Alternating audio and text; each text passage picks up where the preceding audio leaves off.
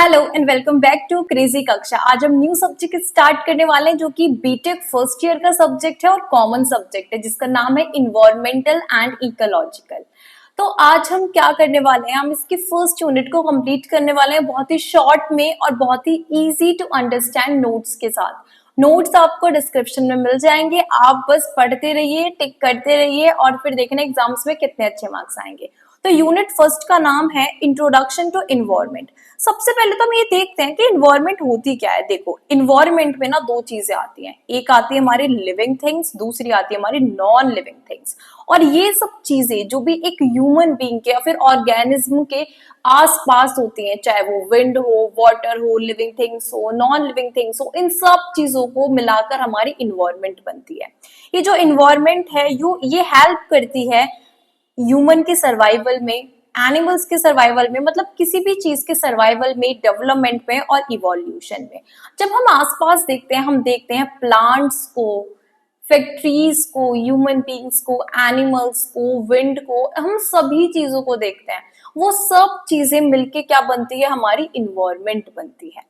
अब हम आगे देखते हैं कि इन्वायरमेंट के टाइप्स कितने होते हैं। देखो, बेसिकली इन्वायरमेंट के दो टाइप्स होते हैं। एक होता है नेचुरल इन्वायरमेंट। नेचुरल इन्वायरमेंट में सारी वो चीजें होती हैं जो हमें भगवान ने दी है। ठीक है, भगवान ने जैसे कि wind, air, solar energy, hydro power, मतलब जितनी भी चीजें नेचुरली अकर हुई है जिसमें ह्यूमंस का कोई इन्वॉल्वमेंट नहीं है, उसको हम क्या बोलते हैं, उसको हम नेचुरल इन्वॉल्वमेंट बोलते हैं। इसके जो पॉइंट्स है वो देख लेते हैं। ये नेचर ने बनाया है, इसमें ह्यूमंस का कोई रोल नहीं होता है। एग्जाम्पल्स के लिए mountains, reverse, oceans, forest, soil, air, ये सब चीजें। और ये हमें क्या प्रोवाइड करती है, बेसिक, ये हमें एक, मतलब जीने के लिए एक सपोर्ट सिस्टम होता है हमारा, बेसिक लाइफ सपोर्ट सिस्टम होता है जो कि हमें हेल्प करता है असेंशियल चीजों को प्रोवाइड कराने में, जो हमारी जिंदगी के लिए, हमारे जीवन के लिए बहुत ज्यादा इंपॉर्टेंट है। अब हम बात करते हैं ह्यूमन मेड इन्वायरमेंट का। अब देखो, ह्यूमन मेड के नाम से आपको पता चल रहा है वो चीजें जो कि किसी ह्यूमन ने बनाई है।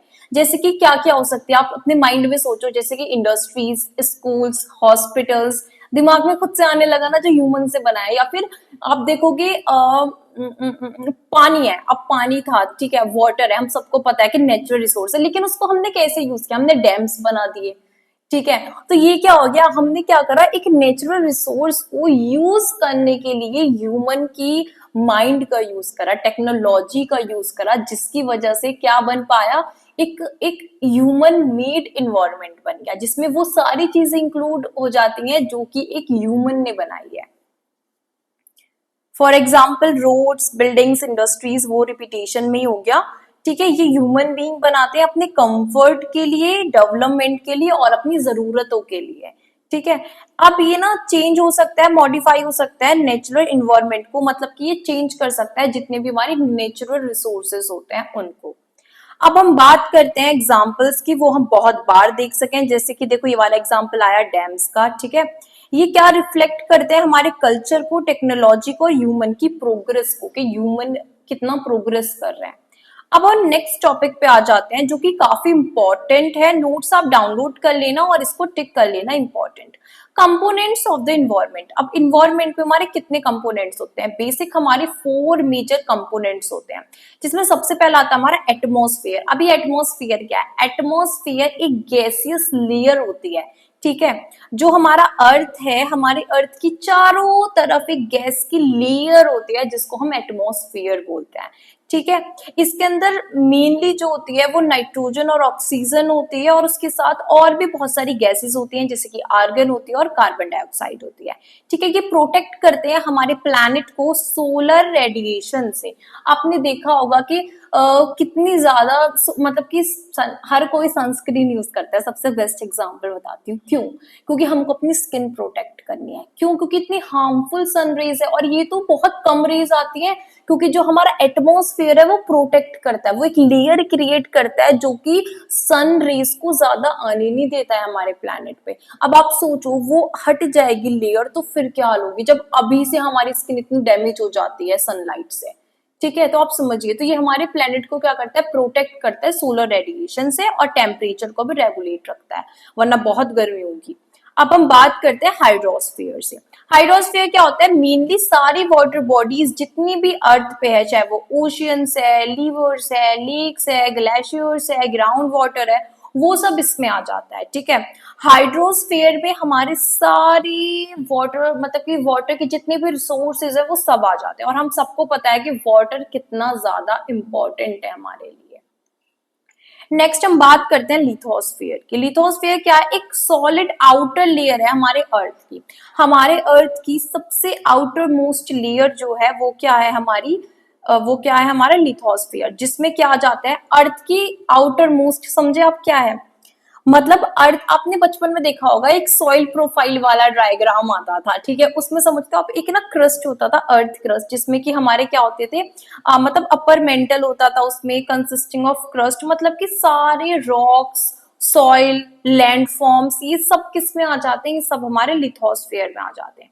अब आ जाते हैं बायोस्फीयर। बायोस्फीयर में हमारे सारे इकोसिस्टम्स का क्या होता है? ग्लोबल सम होता है, जिसमें हमारे सारे लिविंग ऑर्गेनिज्म और उनके इंटरेक्शंस आ जाते हैं लिथोस्फीयर से, हाइड्रोस्फीयर से और एटमॉस्फेयर से। मतलब कि जहां पे जिंदगी है, बाकी सब लेयर्स को यूज करके, सारे एटमॉस्फेयर के कंपोनेंट्स को यूज करके, एटमॉस्फेयर को, हाइड्रोस्फीयर को, लिथोस्फीयर को यूज करके, वो सारी चीजें किस में आ जाती है? हमारी बायोस्फीयर में। अब हम बात करने वाले हैं सेगमेंट्स ऑफ द इन्वायरमेंट। ये भी काफी इंपॉर्टेंट है। अब सेगमेंट्स ऑफ द इन्वायरमेंट पे आ जाते हैं, तो सबसे पहला है हमारा एटमॉस्फेरिक सेगमेंट, ठीक है, जिसमें हम डील करते हैं एयर की क्वालिटी के साथ, क्लाइमेट की क्वालिटी के साथ, ठीक है। फिर इक्वेटिक में हम सबको पता है कि आ जाएंगे सारे वाटर बॉडीज पे हम फोकस करेंगे, ठीक है, वाटर पॉल्यूशन हो गया, इकोसिस्टम हो गया। फिर टेरिशियल में हमारे सारे आ जाते हैं land based ecosystems, soil, land use, कैसे हम लैंड को यूज कर रहे हैं, उसके रिसोर्सेज को कैसे यूज कर रहे हैं। फिर स्पेस सेगमेंट पे हमारा क्या आ जाता है? इंटरेक्शन बिटवीन द अर्थ और आउटर स्पेस, जैसे कि कितनी मिसाइल्स हमारी जा रही हैं, मतलब कि जो भी सोलर रेडिएशंस, कॉस्मिक लेयर्स, जो भी सब स्पेस को इंक्लूड करके आ जाता है। अब हम नेक्स्ट बात करने वाले हैं नेक्स्ट टॉपिक की, जिसका नाम है scope and importance of environmental studies. अब एक बात बताओ, स्कोप क्या है इन्वायरमेंट स्टडीज का? देखो, सबसे पहले तो हम एक तरीके से अपने इन्वायरमेंट की स्टडी क्यों करेंगे, आप सोचो, जिससे कि हमें पता चल सके कि जो भी हमारे इन्वायरमेंट ने हमको दिए हैं रिसोर्सेस, उनका हम किस तरीके से यूज कर रहे हैं, उनका हम कहाँ पे यूज कर रहे हैं, ठीक है। एक हम अपनी अटेंशन ड्रॉ करते हैं उसके हर तरीके से, physical, chemistry, biology, economics, socially, मतलब इन सब फील्ड में स्टडी करना इन्वायरमेंट की, उसको हम बोलते हैं इन्वायरमेंटल स्टडी। इसका स्कोप है कि हमें काफी चीजें पता चल जाती है, ठीक है। स्कोप में हमारी इकोलॉजी आ जाती है, जो हमने ऊपर देखा, ठीक है। हम इंटरेक्शन पढ़ते हैं कि कैसे ऑर्गेनिज्म इंटरेक्ट कर रहे हैं, ठीक है, इन्वायरमेंट के साथ, उसकी जो भी स्टडी होती है। फिर कंजर्वेशन की, कंजर्वेशन मतलब कि नेचुरल रिसोर्सेज को हम कैसे प्रोटेक्ट कर रहे हैं, कैसे कंजर्व कर रहे हैं। फिर आ जाता है हमारा EAI। EAI में क्या होता है? हमारा इन्वायरमेंटल इम्पैक्ट असेसमेंट। हम इसमें देखते हैं ऐसे प्रोजेक्ट्स को, जैसे कि डैम आया है, अब डैम बनाना है एक जगह पे, पहले हम देखेंगे वो जो प्रोजेक्ट है क्या वो हार्मफुल तो नहीं है ना हमारे इन्वायरमेंट के लिए, क्या वो ठीक है, मतलब उसका प्रॉपर असेसमेंट करेंगे। ये सब किस में आ जाता है? हमारा इन्वायरमेंटल इम्पैक्ट असेसमेंट, तो उसका कोई नेगेटिव इम्पैक्ट तो नहीं होगा ना हमारे इन्वायरमेंट पे, ये चेक करते हैं। अब हम इसकी इंपॉर्टेंस देखते हैं। इसकी इंपॉर्टेंस क्या है? सबसे पहला पब्लिक अवेयरनेस, ये एजुकेट करती है पीपल्स को अबाउट द इन्वायरमेंटल इश्यूज, के क्या क्या इन्वायरमेंटल इश्यूज चल रहे हैं, ठीक है, या फिर कितनी नीड है हमें सस्टेनेबिलिटी की, कि हमें रिसोर्सेज को लिमिटेड यूज करना है, जिससे कि आगे फ्यूचर वाली जनरेशन के लिए हम उसको क्या कर सके? रिजर्व कर सके, कंजर्व कर सके, रिजर्व कर सके। अब आ जाता है रिसोर्स मैनेजमेंट। रिसोर्स मैनेजमेंट में क्या, कि हम क्या करते हैं? सस्टेनेबल यूज करते हैं नेचुरल रिसोर्सेज का, पानी का, मतलब कि हमें यूज भी करना है और उसको कंजर्व भी करना है फ्यूचर जनरेशंस के लिए। मतलब रिसोर्सेज को एक क्या करते हैं? लिमिटेड वे में यूज करना है, ठीक है। पॉल्यूशन कंट्रोल, हमें ऐसी स्ट्रेटेजीज बनानी जिससे कि पॉल्यूशन कंट्रोल में रहे। बायोडाइवर्सिटी कंजर्वेशन, बायोडाइवर्सिटी कंजर्वेशन का मतलब है हमें प्रोटेक्ट करना है अपने प्लांट्स को और एनिमल्स की उन स्पीशीज को जो कि खराब होती जा रही है, खत्म होती जा रही है, या फिर जो डेंजर जोन में है। अब एड्रेसिंग द ग्लोबल इश्यूज, हमें जो है ना ग्लोबल इश्यूज को भी बहुत ज्यादा ध्यान में देना है, ठीक है ना। कैसे? हमें ऐसी चीजों को देखिए, जैसे आपने बहुत सुना होगा ओजोन लेयर जो है ना, जो हमारे मतलब सबसे ज्यादा प्रोटेक्ट करती है हमारे प्लैनेट को, वो ना कहीं डैमेज होती चली जा रही है। ठीक है, तो हमें उसको प्रोटेक्ट, मतलब ऐसे ग्लोबल इश्यूज पे भी हमें ध्यान देना है। अब नेक्स्ट टॉपिक हमारा इकोसिस्टम। अब देखो इकोसिस्टम क्या है, एक फंक्शनल यूनिट है इन्वायरमेंट की, जहां पे हमारे लिविंग ऑर्गेनिज्म इंटरेक्ट करते हैं एक दूसरे के साथ और नॉन लिविंग सराउंडिंग्स के साथ। ठीक है, मतलब इसमें सारे हमारे वो एरियाज आ जाते हैं, मतलब समझ लो कोई लिविंग ऑर्गेनिज्म है, वो किस तरीके से डील करता है दूसरे लिविंग ऑर्गेनिज्म के साथ और नॉन लिविंग ऑर्गेनिज्म के साथ। ठीक है, इसको हम इकोसिस्टम बोलते हैं। मतलब जैसे कि फूड चेन होती है ना, आपने देखा एक दूसरे के ऊपर कैसे डिपेंड होते हैं हम, वो वाला सिस्टम। अब इसके टाइप्स क्या होते हैं, एक होता है हमारा नेचुरल इकोसिस्टम, ठीक है, जो बिना ह्यूमन के इन्वॉल्वमेंट के होता है। एक टेरिशियल, जिसमें कि फॉरेस्ट, ग्रासलैंड, डेजर्ट, ये सब आ जाते हैं। इक्वेटिक में हमारे फ्रेश वाटर आ जाते हैं, मरीन वाटर आ जाता है, ये सब मरीन आ जाती है, सॉरी मरीन वाटर बोल रही हूँ। ठीक है, आर्टिफिशियल इकोसिस्टम आ जाता है जो कि ह्यूमंस ने बनाया है, जैसे कि एग्जांपल हो सकता है हमारे गार्डन्स हो सकते हैं, एक्वेरियम्स हो सकते हैं, अर्बन लैंडस्केप हो सकते हैं। नेक्स्ट टॉपिक है हमारा structure of the ecosystem. Ecosystem का स्ट्रक्चर कैसा होता है, देखो बेसिकली हम सबसे पहले हम पढ़ने वाले हैं बायोटिक कंपोनेंट्स। ठीक है, बायोटिक कंपोनेंट समझेंगे तो आगे का पूरा सिस्टम समझेंगे। देखो बायोटिक कंपोनेंट्स में हमारे आ जाते हैं प्रोड्यूसर्स। प्रोड्यूसर्स क्या होते हैं, जो जैसे कि ऑटोट्रॉप्स होते हैं, जैसे कि प्लांट्स और एल्गी, जो अपना खाना खुद से बनाते हैं। ठीक है, किस प्रोसेस के थ्रू, फोटोसिंथेसिस के थ्रू।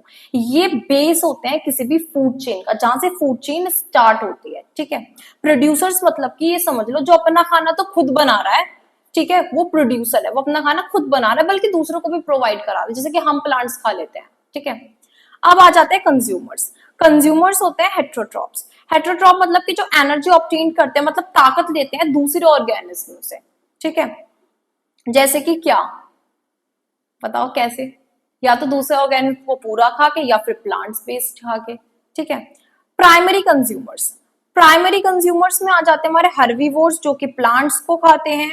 सेकेंडरी कंज्यूमर्स में कार्निवोर, जो कि क्या करते हैं, जो प्लांट्स खाते हैं उनको खा जाते हैं, जो मीट खाते हैं बेसिकली। ठीक है, और टर्शरी में होते हैं टॉप कार्निवोर्स, जो क्या खा जाते हैं, जो जो महानी होते हैं, जो दोनों को खा जाते हैं। ठीक है, अब आ जाते हैं डिकम्पोजर्स। डिकम्पोजर्स में वो आते हैं जो ऑर्गेनिक मैटर को, मतलब कि जो डेड और डिकेइंग को फीड करते हैं। ठीक है, जो डिकम्पोज करने में हेल्प करते हैं, जैसे कि प्लांट्स का वेस्ट, ह्यूमंस का वेस्ट उनको क्या कर जाते हैं, वो डिकम्पोज करते हैं, रिसाइकलिंग का काम करते हैं ये। अब आ जाते हैं इनऑर्गेनिक सब्सटेंस, जैसे कि water, carbon dioxide, nitrogen. Organic components में वहां आ जाते हैं कार्बोहाइड्रेट्स, प्रोटीन्स, लिपिड्स। और फिजिकल फैक्टर्स में आ जाती है हमारी sunlight, temperature, rainfall, soil and wet. तो नेक्स्ट टॉपिक हमारा इकोसिस्टम एंड फंक्शन, जो कि काफी इंपॉर्टेंट है। सबसे पहले इसमें आ जाता है कि इकोसिस्टम के फंक्शंस क्या होते हैं। सबसे पहले क्या करते हैं, कंट्रोल करते हैं नेचुरल साइकिल को, जैसे कि एयर, वाटर, क्लाइमेट। ठीक है, दूसरा हैबिटेट, प्रोवाइड कराता है घर, मतलब रहने की जगह सभी ऑर्गेनिज्म को। थर्ड प्रोडक्शन, प्रोडक्शन में हमें खाना देता है, पानी देता है, वुड देता है, रॉ मटेरियल्स देता है। एंड इंफॉर्मेशन, प्रोवाइड कराता है beauty, peace, creation and cultural value. अब आ जाते हैं हम नेक्स्ट टॉपिक पे, जो कि लास्ट टॉपिक होने वाला है, इफेक्ट्स ऑफ ह्यूमन एक्टिविटीज। अब ह्यूमन एक्टिविटीज के क्या क्या इफेक्ट पड़ते हैं हमारे इकोसिस्टम पे या फिर हमारे इन्वायरमेंट पे। सबसे पहले housing and settlement. Urbanization, urbanization मतलब कि शहर देखे आपने, मतलब समझ लो किसी खाली जगह पे लोग रहना शुरू कर दे, फैक्ट्रीज लगा ले, मतलब वो कहते हैं ना बसीकत बढ़ती चली जाए किसी जगह की, उसको अर्बनाइजेशन बोलते हैं। जिससे कि क्या होता है, हैबिटेट लॉस हो जाता है, प्लांट्स कट जाएंगे सारे। ठीक है, इंडस्ट्रीज लगनी शुरू हो जाएंगी, घर बनने शुरू हो जाएंगे, फिर उससे पॉल्यूशन होना शुरू हो जाएगा। ठीक है, और जो है ना, जितने ज्यादा लोग होंगे, जितने ज्यादा रिसोर्सेज को हम यूज करेंगे, उतना ज्यादा हम पॉल्यूशन करेंगे और रिसोर्सेज को कम करेंगे। नेक्स्ट है agriculture and mining, deforestation for farming. अगर हम फार्मिंग करेंगे किसी जगह पे, तो हम क्या कर रहे हैं, कहीं ना कहीं डिफॉरेस्टेशन कर रहे हैं, सॉइल डिग्रेडेशन हो रहा है, सॉइल को क्या कर रहे हैं, सॉइल इरोजन कर रहे हैं, सॉइल खराब कर रहे हैं, उसकी फर्टिलिटी को कम कर रहे हैं। ठीक है, population from fertilizer, sorry pollution from fertilizer, fertilizer use करते हैं फार्मिंग में, उसकी वजह से क्या होता है, बहुत ज्यादा पॉल्यूशन इंक्रीज हो जाता है, पानी ज्यादा इंक्रीज करते हैं। माइनिंग करते हैं तो लैंड खराब कर देते हैं, जगह जगह गड्ढे कर देते हैं। ठीक है, ट्रांसपोर्टेशन, ट्रांसपोर्ट में हम क्या करते हैं, बहुत सारी व्हीकल्स यूज करते हैं जो कि बहुत ही ज्यादा पॉल्यूशन क्रिएट करती है, एयर पॉल्यूशन कॉज करती है। Economic and social security, environmental degradation can lead to lack of resources. अब हम क्या करते हैं, सोशल सिक्योरिटी, कहीं ना कहीं जो है ना हम इन्वायरमेंट को इतना खराब करते जा रहे हैं, रिसोर्सेज को इतना कम करते जा रहे हैं कि वो हमारे लिए ही, हमारी हेल्थ को ही बहुत ज्यादा खराब करता जा रहा है और इकोनॉमिक स्टेबिलिटी को बिल्कुल खत्म करता जा रहा है। रिसोर्सेज नहीं रहेंगे, पैसा कहां से आएगा। Environmental impact assessment, EAI, EIA का मतलब क्या होता है, एक टूल होता है जो कि हमें देखता है कि हमारे इन्वायरमेंट के लिए जो भी प्रोजेक्ट्स आ रहे हैं क्या वो सही है, कोई नेगेटिव इम्पैक्ट तो नहीं करेंगे ना हमारे इन्वायरमेंट पे, ठीक है ना, वो पॉजिटिव है, नेगेटिव इम्पैक्ट तो नहीं फैलाएंगे ना। लास्ट है सस्टेनेबल डेवलपमेंट, बहुत ही इंपॉर्टेंट। सस्टेनेबल डेवलपमेंट का मतलब होता है हमें अपनी आज की जरूरतों को पूरा करना है और इस तरीके से पूरा करना है कि हमारे फ्यूचर जनरेशंस को कॉम्प्रोमाइज ना करना पड़े। मतलब कि अगर हम नेचुरल रिसोर्सेज को यूज कर रहे हैं, कोल को, पेट्रोल को, फॉसिल फ्यूल्स जितने भी होते हैं हमारे, उस सब में कोल पेट्रोल आ जाता है। अगर हम उन रिसोर्सेज को, नेचुरल रिसोर्सेज को यूज कर रहे हैं तो हम इस लिमिट में यूज करें कि फ्यूचर जनरेशन के लिए भी बच जाए। ऐसा ना हो कि हमने तो मजे से यूज करा पूरा वेस्ट कर करके, लेकिन आगे वाली जनरेशन को वो देखने के लिए भी ना मिले। ठीक है, तो फर्स्ट यूनिट यहाँ पे खत्म होती है। इसके सारे इंपॉर्टेंट क्वेश्चंस, एक्स्ट्रा टॉपिक आपको सब नोट्स में मिल जाएंगे, तो नोट्स को डाउनलोड कर लेना। तो यूनिट सेकंड का नेम है नेचुरल रिसोर्सेज। तो सबसे पहले हम यही समझते हैं कि नेचुरल रिसोर्सेज होते क्या हैं। देखो, वो सारे मटेरियल्स जो हमें नेचर ने दिए हैं हमारे यूज के लिए, चाहे वो हमारे सर्वाइवल में हेल्प करे, हमारी ग्रोथ में हेल्प करे या हमारे डेवलपमेंट में हेल्प करे, उसको हम नेचुरल रिसोर्सेज बोलते हैं। जैसे फॉर एग्जांपल, जैसे कि एयर, वाटर, विंड, ये सब क्या है, हमारे नेचुरल रिसोर्सेज है जो हमारे सर्वाइवल में, डेवलपमेंट में, ग्रोथ में हेल्प करते हैं। अब एग्जाम्पल्स आप सबको पता है, जैसे कि वुड मिलती है हमें फॉरेस्ट से, जिससे हम फर्नीचर बनाते हैं, फिर हमें पानी मिलता है पीने के लिए और इरिगेशन के लिए। अब इसकी इंपॉर्टेंस क्या होती है, पहली चीज तो हमें बेसिक नेसेसिटी जो होती है लाइफ की, वो प्रोवाइड कराती है, जैसे कि खाना, पानी, कपड़े और रहने के लिए जगह। ठीक है, अब फिर ये हमें क्या प्रोवाइड कराती है, रॉ मटेरियल, जो कि इंडस्ट्रीज में बहुत ज्यादा हेल्पफुल होते हैं। सेकंड टॉपिक है क्लासिफिकेशन ऑफ नेचुरल रिसोर्सेज। अब नेचुरल रिसोर्सेज के क्या क्या क्लासिफिकेशन है। सबसे पहला है बेस्ड ऑन अवेलेबिलिटी। इसमें हमारे दो आ जाते हैं, एक आता है हमारा इनएग्जॉस्टिबल, एक आ जाता है एग्जॉस्टिबल। अब इनएग्जॉस्टिबल वो होते हैं जो अनलिमिटेड होते हैं, जो कभी खत्म नहीं होंगे, जैसे कि सनलाइट, वाटर। ठीक है, वाटर को तो इंक्लूड अब नहीं करना चाहिए क्योंकि पीने वाला पानी तो सिर्फ 2.5% ही है, तो विंड को इंक्लूड करते हैं। एग्जॉस्टिबल हमारा क्या होता है, जो कि लिमिटेड है, क्वांटिटी में लिमिटेड है, जो खत्म हो जाएगा, जैसे कि फॉसिल फ्यूल्स। ठीक है, अब इसके अंदर भी दो आते हैं, रिन्यूएबल और नॉन रिन्यूएबल। अब रिन्यूएबल में वो होते हैं जो नेचुरली रीजनरेट हो सकते हैं, मतलब कि एक बार को खत्म हो गए तो दोबारा से जनरेट हो जाएंगे, जैसे कि फॉरेस्ट, सॉइल, एनिमल्स। नेक्स्ट आ जाता है हमारा नॉन रिन्यूएबल। नॉन रिन्यूएबल ये है कि छोटे टाइम में नहीं आते, दोबारा रीजनरेट नहीं होते, बहुत मिलियंस ऑफ ईयर लगते हैं, जैसे कि हमारे फॉसिल फ्यूल। अब नेक्स्ट हम आ जाते हैं बेस्ड ऑन ओरिजिन। ओरिजिन पे हमारे दो होते हैं, एक होता है हमारा बायोटिक, होता है एबायोटिक। बायोटिक में क्या होते हैं, सारे जो लिविंग ऑर्गेनिजम्स होते हैं, जैसे कि फॉरेस्ट, एनिमल्स। अब एबायोटिक होते हैं जो कि हमारे नॉन लिविंग थिंग्स से और मतलब ऑब्टेन होते हैं, जैसे कि एयर, वाटर, मिनरल्स। अब नेक्स्ट हमारा ओनरशिप पे। ओनरशिप पे हमारा आ जाता है एक individual, community, national, international resources. ठीक है, इंडिविजुअल में जो सिर्फ मेरा है, कम्युनिटी जो किसी कम्युनिटी का है, नेशनल जो कि हमारे देश का है, इंटरनेशनल जो सबका है। ठीक है, मतलब सभी देशों का है। अब आ जाते हैं कॉजेज ऑफ रिसोर्स डिप्लीशन। हम सबको पता है रिसोर्सेज खत्म होते जा रहे हैं, सबको पता है। ठीक है, तो उसके कॉजेज क्या है, एक तो बहुत ज्यादा पॉपुलेशन बढ़ती चली जा रही है, ओवर पॉपुलेशन। सेकेंड है इंडस्ट्रियलाइजेशन और अर्बनाइजेशन, हर जगह फैक्ट्रीज लग रही है, अर्बनाइजेशन हो रही है, उसकी वजह से।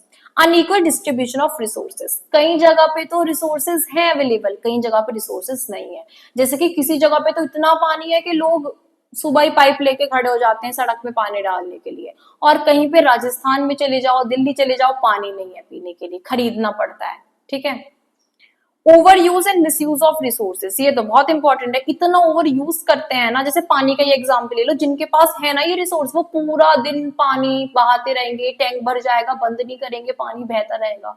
तो बहुत ओवर यूज और मिस यूज करते हैं रिसोर्सेस का। अब आ जाता है इम्पैक्ट ऑफ रिसोर्स डिप्लीशन। अगर रिसोर्सेस खत्म हो जाएंगे तो उसका क्या इम्पैक्ट पड़ेगा। सबसे पहले हम देखें तो इकोलॉजिकल इम्बैलेंस। इकोलॉजिकल इन्वायरमेंट मतलब कि इकोसिस्टम सब चीजों से कनेक्टेड होता है, वो ही हमारा धज्जे उड़ जाएंगे उसकी। नेक्स्ट है पॉल्यूशन ऑफ इन्वायरमेंट। इन्वायरमेंट पे बहुत पॉल्यूशन फैल जाएगा, मिनरल्स की और फ्यूल्स की शॉर्टेज पड़ जाएगी, बहुत ज्यादा लड़ाइयां होने लगेंगी, कंपटीशन होने लगेगा और इकोनॉमिक स्लो डाउन, और कहीं ना कहीं भुखमरी भी आ सकती है। मतलब कि रिसोर्सेज नहीं होंगे तो कहीं ना कहीं पैसों की दिक्कत आ जाएगी, इकोनॉमिक ग्रोथ नहीं हो पाएगी और स्टारवेशन मतलब कि भुखमरी फैल जाएगी। अब वाटर रिसोर्स, अब हम पहले पढ़ेंगे, बहुत सारे हमारे नेचुरल रिसोर्सेज होते हैं। सबसे पहले हम पढ़ते हैं वाटर रिसोर्स। वाटर रिसोर्स हमारा एक नेचुरल रिसोर्स है जो कि हमारे अर्थ में 71% जो सरफेस है वो वाटर है, जिसमें से सिर्फ 97.5% सॉल्ट वाटर है और सिर्फ 2.5% फ्रेश वाटर है। अब ये फ्रेश वाटर भी यहाँ पे आप देख सकते हो, यहाँ पे इसका ब्रेक डाउन है, जिसमें 30% ग्राउंड वाटर है, 0.3% सरफेस वाटर है जो रिवर्स में और लेक्स में है और 70% ग्लेशियर्स में से है। अब इसके सोर्सेस क्या है वाटर की, ठीक है, वाटर रिसोर्सेस के सोर्सेस क्या है। एक तो सरफेस वाटर, हम सबको पता है गंगा, यमुना या फिर हमारे लेक्स हो गए, पॉन्ड्स हो गए, ठीक है। ग्राउंड वाटर हो गया हमारे, जैसे कि वेल्स हो गए, एक्यूफायर्स हो गए। रेन वाटर हार्वेस्टिंग, हम सबको पता है पानी इकट्ठा करो छत पे, फिर उसको फिल्टर करो, फिर उसको यूज कर सकते हो अपने बहुत सारे काम में। एक होता है हमारा डिसैलिनेशन ऑफ सी वाटर, में क्या होता है हमारा कि जो नमक वाला पानी है हमारा, सी वाटर है, उसको हम क्या कर सकते हैं, कहीं ना कहीं नमक उसके निकाल के उसको यूज कर सकते हैं फिल्टर करके। क्वालिटी एक्सपेक्ट्स में यही है कि जो गुड क्वालिटी का वाटर होता है वो कलरलेस होता है, उसमें से कोई बदबू नहीं आती और हार्मफुल माइक्रो ऑर्गेनिज्म नहीं होते और टॉक्सिक केमिकल भी उसके अंदर नहीं होता है। अब वाटर बॉर्न डिसीजेस हम सबको पता है, कॉलरिया होता है, टाइफाइड होता है, हेपेटाइटिस होता है। अब वाटर की इंड्यूस्ड डिसीजेस हो जाती है हमारी, जो एक्सेस केमिकल की वजह से होती है, ये आप एक बार रीड कर सकते हो। अब नेक्स्ट पढ़ते हैं वाटर साइकिल या फिर हाइड्रोलॉजिकल साइकिल। हम सबको पता है वाटर साइकिल क्या होती है, जो कंटिन्यूअस मूवमेंट होता है पानी का, ठीक है, किसके बीच में, लैंड के, ओशियन के, एटमॉस्फेयर के, उसको हम वाटर साइकिल बोलते हैं। सबसे पहले स्टेप क्या होता है, बचपन में कितना याद किया, पहले की ओशियन होता है, ओशियन में से इवापोरेशन होता है, पानी ऊपर चला जाता है, फिर कंडेंसेशन होता है, फिर उसके बाद में क्या होती है, बारिश होती है, बारिश के बाद में क्या होता है, वो पानी फिर से नीचे आ जाता है। तो इसके क्या आते हैं, स्टेप्स होते हैं, इवापोरेशन, कंडेंसेशन, प्रेसिपिटेशन और फिर बाद में क्या होता है, रन ऑफ। अब वही वाटर क्वालिटी हम एक बार पढ़ चुके हैं, तो ये आप दोबारा से रीड कर लेना। अब आ जाता है कंजर्वेशन एंड मैनेजमेंट। अब हम पानी को कैसे कंजर्व करें, ठीक है, कैसे उसको प्रोटेक्ट करें, कैसे कम यूज करें उसका। सबसे पहले रिड्यूस वाटर यूज, जो आप पाइप लेके खड़े हो जाती है ना मम्मियां गर्मियों में गली में भी पानी डालती हैं, वो डालना बंद करें, ठीक है। रेन वाटर हार्वेस्टिंग यूज करें कि पानी छत पे इकट्ठा करें, जब बारिश पड़ी फिर उसको फिल्टर करके यूज करें, पेड़ों में पानी देने के लिए, बहुत सारी चीजों में यूज कर सकते हैं। वाटर शेड मैनेजमेंट, वाटर को अच्छे से मैनेज करना सीखो कि हम उसको कितना यूज कर रहे हैं, कहाँ पे यूज कर रहे हैं, ठीक है। Water waste treat and reuse, water जो हमारा वेस्ट वाटर है उसको रिट्रीट करा जाए और उसको यूज किया जाए। नेक्स्ट टॉपिक है मिनरल रिसोर्सेज। मिनरल रिसोर्सेज क्या होते हैं हमारे, ये क्या होते हैं, इनऑर्गेनिक क्रिस्टलाइन सॉलिड्स होते हैं, जिनकी डिफाइन एक डेफिनेट केमिकल कंपोजिशन होते हैं, ये नेचुरली अकर होते हैं, जैसे कि आयरन, गोल्ड, कोल, ये सब, ठीक है। अब मटेरियल साइकिल है, सबसे पहले कार्बन साइकिल। हम पता है कार्बन साइकिल में क्या होता है, प्लांट्स क्या करते हैं, ह्यूमन से CO2 लेते हैं, ठीक है, उसको वो अपने फोटोसिंथेसिस में यूज करते हैं और वो फिर हमें ऑक्सीजन देते हैं, ठीक है। अब एनिमल्स क्या करते हैं, प्लांट्स को खा जाते हैं, उनके अंदर कार्बन आ जाती है, ठीक है, कार्बन फिर वो अपने मुंह से निकालते हैं, फिर वो प्लांट्स ले लेते हैं, या फिर हम क्या करते हैं, रेस्पिरेशन के थ्रू CO2 निकाल रहे हैं, ऑक्सीजन ले रहे हैं और प्लांट्स हमारी CO2 ले रहे हैं। तो कहीं ना कहीं ये क्या होता रहता है, एटमॉस्फेयर में CO2 घूमता रहता है, प्लांट्स यूज करते रहते हैं और हमें ऑक्सीजन देते रहते हैं, एक तरीके से कार्बन साइकिल बन जाती है। अब नाइट्रोजन साइकिल में क्या होता है, हमारे एटमॉस्फेयर में कहीं ना कहीं एटमॉस्फेरिक NO2 होती है, ठीक है, जो कि बैक्टीरिया किस में कन्वर्ट कर देते हैं, अमोनिया में। अब क्या होता है, जो नाइट्रेट्स होते हैं वो एब्जॉर्ब कर लेते हैं प्लांट्स। अब प्लांट्स खा लेते हैं, प्लांट्स को कौन खा लेता है, एनिमल्स। अब एनिमल्स की बॉडी में क्या आ गया, नाइट्रोजन आ गया, ठीक है। अब क्या होता है, डिकम्पोजिशन से वो क्या जाती है, सॉइल में चली जाती है नाइट्रोजन, और सॉइल से फिर से वो बैक्टीरिया में आ जाती है, और बैक्टीरिया से फिर NO2 किस में आ जाती है, एटमॉस्फेयर में आ जाती है। ये फिर से एक नाइट्रोजन साइकिल चल जाती है। अब नेक्स्ट हम आ जाते हैं सल्फर साइकिल पे। अब सल्फर साइकिल में हम सबको पता है, जो रॉक्स होते हैं, ठीक है, उनके पास क्या होती है, सल्फर होती है। अब वॉल्केनिक इरप्शन होता है, उसमें से क्या होता है, वो रिलीज कर देते हैं CO2। अब वो CO2 एटमॉस्फेयर में आ गई। अब वो एटमॉस्फेयर से क्या होती है, रेन वाटर में डिसॉल्व हो जाती है। अब रेन वाटर में डिसॉल्व होने के बाद वो साथ में क्या फॉर्म करता है, H2SO4 यूज करता है, हाइड्रोजन सल्फर ऑक्साइड, ठीक है। अब उसकी वजह से रेन, एसिड रेन हो जाती है। अब एसिड रेन से जो एसिड रेन हुई है वो प्लांट्स एब्जॉर्ब कर लेते हैं पानी, उससे प्लांट्स में सल्फेट्स आ जाते हैं, और फिर वो फूड चेन में, मतलब फूड चेन में इंक्लूड हो जाते हैं। फूड चेन में हम सब आते हैं, फिर हम क्या करते हैं, मतलब डिकम्पोजिशन जब होता है वो सॉइल में मिल जाता है, फिर सॉइल में आ जाता है, फिर सॉइल से रॉक्स में आ जाता है, फिर से साइकिल चल जाती है। अब नेक्स्ट हमारा एनर्जी रिसोर्सेज। एनर्जी रिसोर्सेज में एक होता है कन्वेंशनल रिसोर्सेज, दूसरे होते हैं नॉन कन्वेंशनल रिसोर्सेज।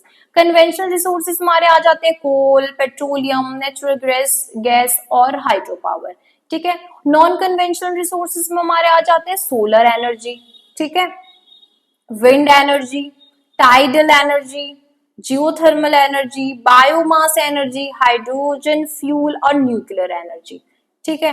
ये सब हमारी क्या हो जाती है, हमारी मतलब की एनर्जीज हो गई। अब इनको एकदम एकदम एक बार देख लेते हैं। सोलर एनर्जी क्या होती है, जो कि सनलाइट से हमें क्या प्रोवाइड कराते हैं, इलेक्ट्रिसिटी प्रोवाइड कराती है, ठीक है। विंड एनर्जी जो हमें हवा से सारी हमारी पावर जनरेट करती है, इलेक्ट्रिसिटी जनरेट होती है।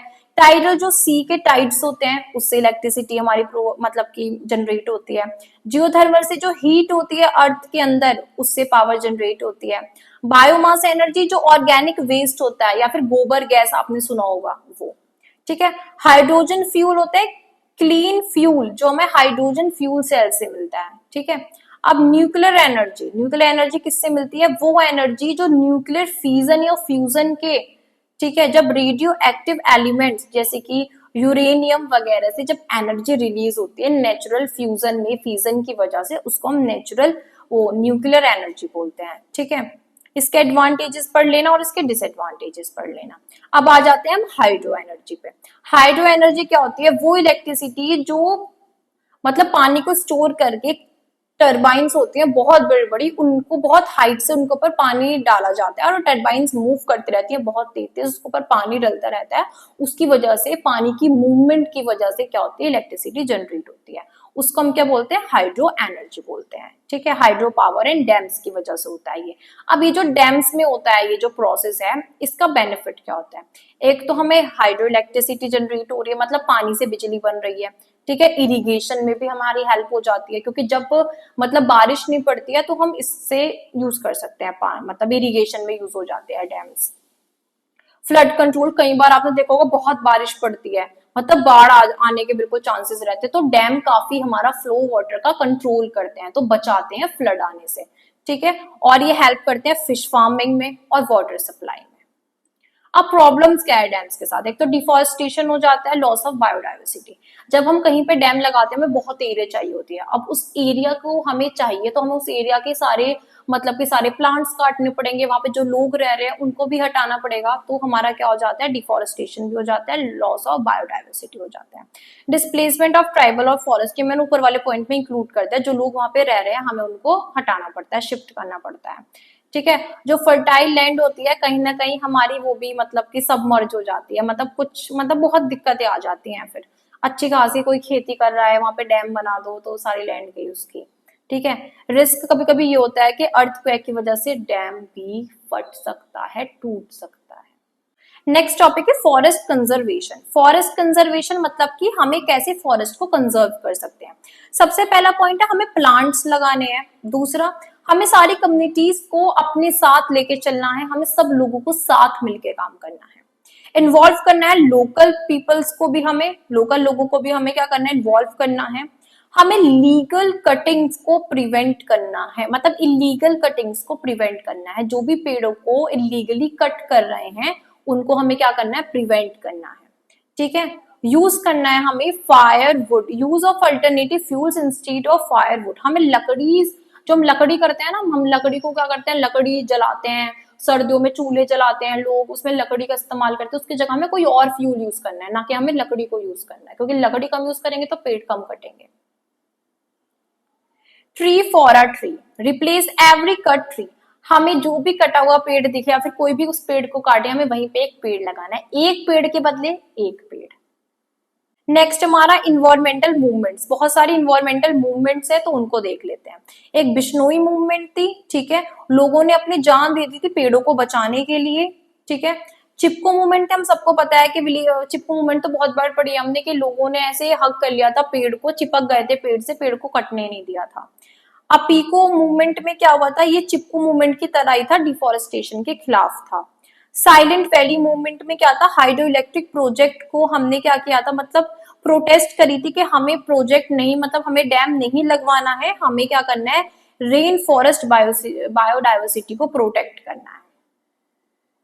इसको देख लेते हैं। फॉरेस्ट रिसोर्सेज की अवेलेबिलिटी ये है कि ग्लोबल फॉरेस्ट कवर करता है 31% ऑफ लैंड एरिया। इंडिया में केवल 22% लैंड एरिया कवर करता है, बट ये बहुत ज़्यादा कम है नेशनल फॉरेस्ट पॉलिसी के अकॉर्डिंग, क्योंकि वो रिकमेंड करता है कि ये 33% हो। अब हम सबको पता है कि हमारा जो फॉरेस्ट है वो हमें क्या प्रोवाइड कराता है, खाना प्रोवाइड कराता है, टिम्बर प्रोवाइड कराता है, हैबिटेट देता है वाइल्ड लाइफ को। ठीक है, अब इसके कॉजेस क्या है डिप्लीशन के, एक तो डिफॉरेस्टेशन, हम पेड़ काट रहे हैं, इस वजह से कम होता चला जा रहा है हमारा forest.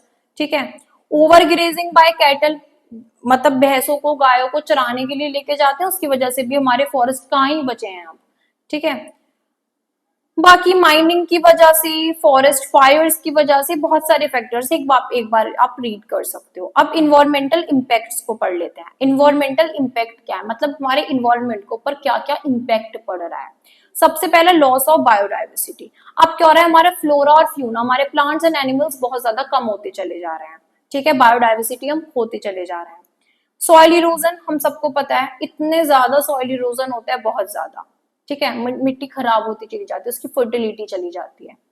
Disturbance in water cycle, ठीक है, डिस्टर्बेंस हो जाता है वाटर साइकिल में, जिसकी वजह से फ्लड आते हैं और सूखा पड़ जाता है। क्लाइमेट चेंज होता है क्योंकि CO2 बहुत ज्यादा हो रही है, जिसकी वजह से ग्लोबल वार्मिंग भी हो रही है।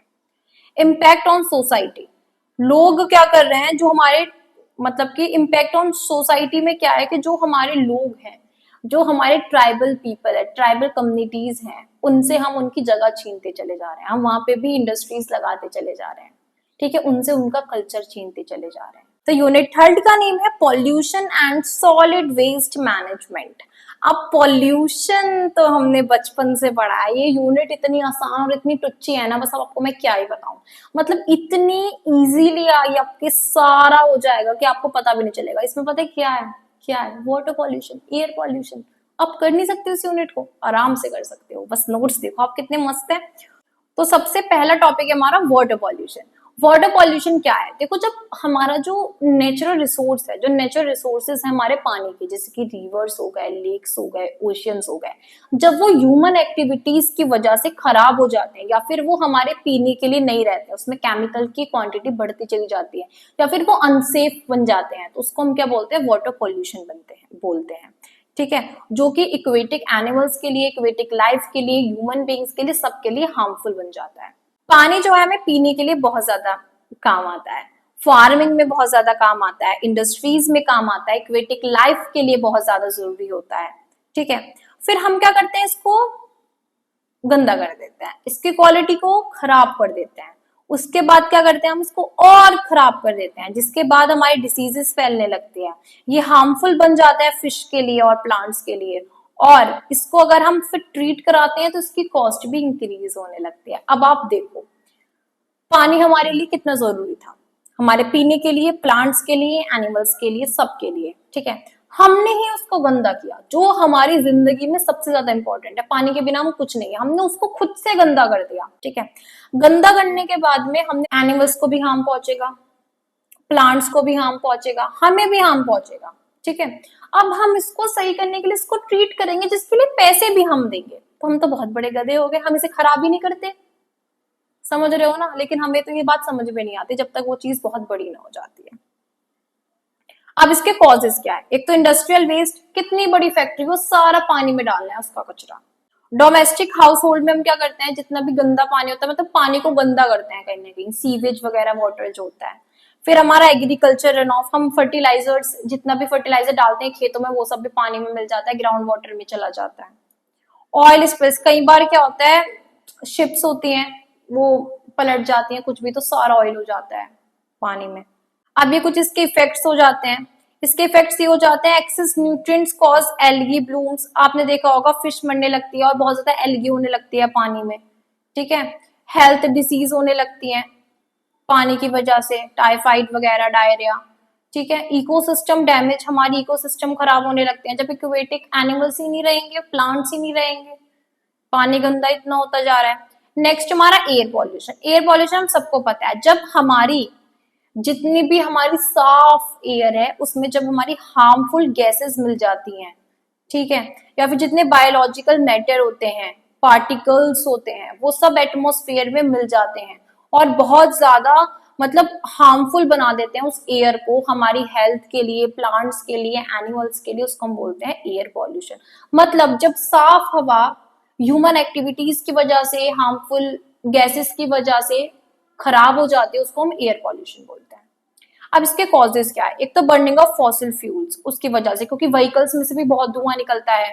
ठीक है, आग लग जाती है, सल्फर डाइऑक्साइड, फ्रिज में से सल्फर डाइऑक्साइड निकलती है, बहुत सारी हार्मफुल गैसेस निकलती है, बहुत सारी फैक्ट्रीज में से, इंडस्ट्रीज में से, उसकी वजह से भी एयर पॉल्यूशन होता है। इंडस्ट्रीज में से बहुत सारा क्या निकलता है, कंपाउंड्स होते हैं, बहुत सारे केमिकल कंपाउंड्स, वो हीट होते हैं, उनकी बहुत सारी स्मोक निकलती है। एग्रीकल्चर एक्टिविटीज और नेचुरल रिसोर्सेज। अब इसके इफेक्ट्स क्या होते हैं, ठीक है, इसकी वजह से क्या क्या होता है, जैसे कि एसिड रेन हो जाती है। ठीक है, एसिड रेन में क्या होती है, सल्फर आता है, सल्फर कितना हार्मफुल होता है प्लांट्स के लिए, हमारे लिए, सबके लिए। स्मॉग एक टाइप का एयर पॉल्यूशन है जो कि क्या होता है, reaction of sunlight with airborne pollutants. ये ना सनलाइट के साथ मिलके बहुत सारी ऐसी चीजों को जनरेट करता है जो कि हमारे लिए बहुत ज्यादा हार्मफुल है। रेस्पिरेटरी इश्यूज आ जाते हैं, हार्ट अटैक आने के चांसेस बढ़ जाते हैं, ग्लोबल वार्मिंग फैल जाती है। अब नेक्स्ट हमारा सॉइल पॉल्यूशन। सॉइल पॉल्यूशन हम सबको पता है, जब हमारी जो सॉइल है, ठीक है, उसकी फर्टिलिटी रिड्यूस होती चली जाती है, सॉइल इरोजन बढ़ता चला जाता है, लैंड डिग्रेडेशन होती चली जाती है। ठीक है, उसको हम क्या बोलते हैं, सॉइल पॉल्यूशन बोलते हैं। मतलब कि जब टॉक्सिक केमिकल्स जो कि फर्टिलाइजर्स में होते हैं, ठीक है, वेस्ट पॉल्यूटेंट्स सॉइल में मिल जाते हैं तो उसकी फर्टिलिटी को बहुत ज्यादा रिड्यूस कर देते हैं और हार्म करते हैं लिविंग ऑर्गेनिज्म को भी बहुत ज्यादा, क्योंकि प्लांट्स भी तो सॉइल से है ना, सॉइल में जितने न्यूट्रिएंट्स होंगे, अगर खराब न्यूट्रिएंट्स होंगे तो प्लांट्स भी वो न्यूट्रिएंट्स लेंगे और हम प्लांट्स को खाएंगे, तो हम भी हमारे लिए भी हार्मफुल होगा। इसके कॉजेज क्या है, इंडस्ट्रियल वेस्ट। ठीक है, इंडस्ट्रीज में बहुत सारे केमिकल्स होते हैं जिनको आके वो सॉइल में डंप कर देते हैं, गड्ढा खोदते हैं और सॉइल में डाल देते हैं। फर्टिलाइजर्स, बहुत ज्यादा फर्टिलाइजर्स का हम यूज करते हैं जिसकी वजह से छोटे छोटे इंसेक्ट्स होते हैं, माइक्रोब्स होते हैं सॉइल में जो फर्टिलिटी को इंक्रीज करते हैं, वो सब मर जाते हैं। लैंडफिल्स आप सबको पता है क्या करते हैं, मतलब कि वही के गड्ढा खोदेंगे, उसमें केमिकल्स वगैरह डाल देंगे। डिफॉरेस्टेशन, प्लांट्स काटते चले जाते हैं तो सॉइल इरोजन बहुत जल्दी होता है। प्लांट्स क्या करते हैं, प्रोटेक्ट करके रखते हैं सॉइल को अपनी जड़ों में। आप प्लांट नहीं होंगे तो सॉइल ऐसी होगी, उस पर पानी एकदम बह जाएगा, और पेड़ खड़े होंगे तो पानी इतनी तेज स्पीड से नहीं आएगा कि सॉइल इरोजन हो जाए, उसकी ऊपर की जो टॉप लेयर है वो इतनी जल्दी से नहीं, मतलब कि अवे हो पाती है अगर प्लांट्स है तो, वरना वो पानी ले जाता है अपने साथ साथ उड़ा के। अब इसके इफेक्ट्स क्या है, रिड्यूस क्रॉप यील्ड, वही है, फर्टिलिटी नहीं रहेगी तो क्रॉप सही से नहीं हो पाएगी, प्रॉपर नहीं हो पाएगी। ग्राउंड वाटर कंटेमिनेशन, मतलब कि पॉल्यूटेंट्स इतने ज्यादा होते हैं कि वो अंडरग्राउंड मतलब अपने गंदा पानी डाल रहे हैं तो गंदा पानी ग्राउंड में भी तो चलता चला जाएगा ना, ग्राउंड वाटर भी खराब कर देगा, हेल्थ के लिए बहुत हार्मफुल होता है। अब आ जाते हैं हम नॉइज पॉल्यूशन। नॉइज पॉल्यूशन वही जो अनवांटेड डिस्टरबेंस नॉइज आती है, जैसे कि मैं वीडियो रिकॉर्ड कर रही हूँ लेकिन बाहर से कोई बुलेट पे जा रहा है पौ पौ करता हुआ, कोई ऐसे यहाँ पे घर का काम चल रहा है उसकी बहुत ज्यादा नॉइज आ रही है, मतलब जो अनवांटेड बहुत क्रीपी सी अनप्लीजेंट साउंड होती है उसको हम नॉइज पॉल्यूशन बोलते हैं।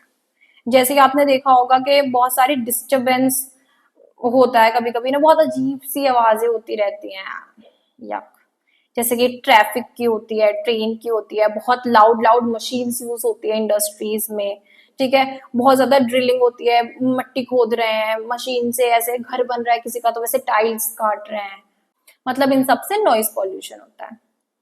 अब इसके इफेक्ट्स क्या होते हैं, एक तो हेल्थ इशू, बहरे हो जाएंगे, स्ट्रेस बढ़ जाएगा, काम नहीं हो पाएगा, कुछ भी नींद नहीं आएगी, इरिटेशन होती है बहुत ज्यादा, कंसंट्रेशन नहीं बन पाता, बिल्कुल सही है। अब भी बहुत ज्यादा वॉइस आ रही है, बहुत ज्यादा।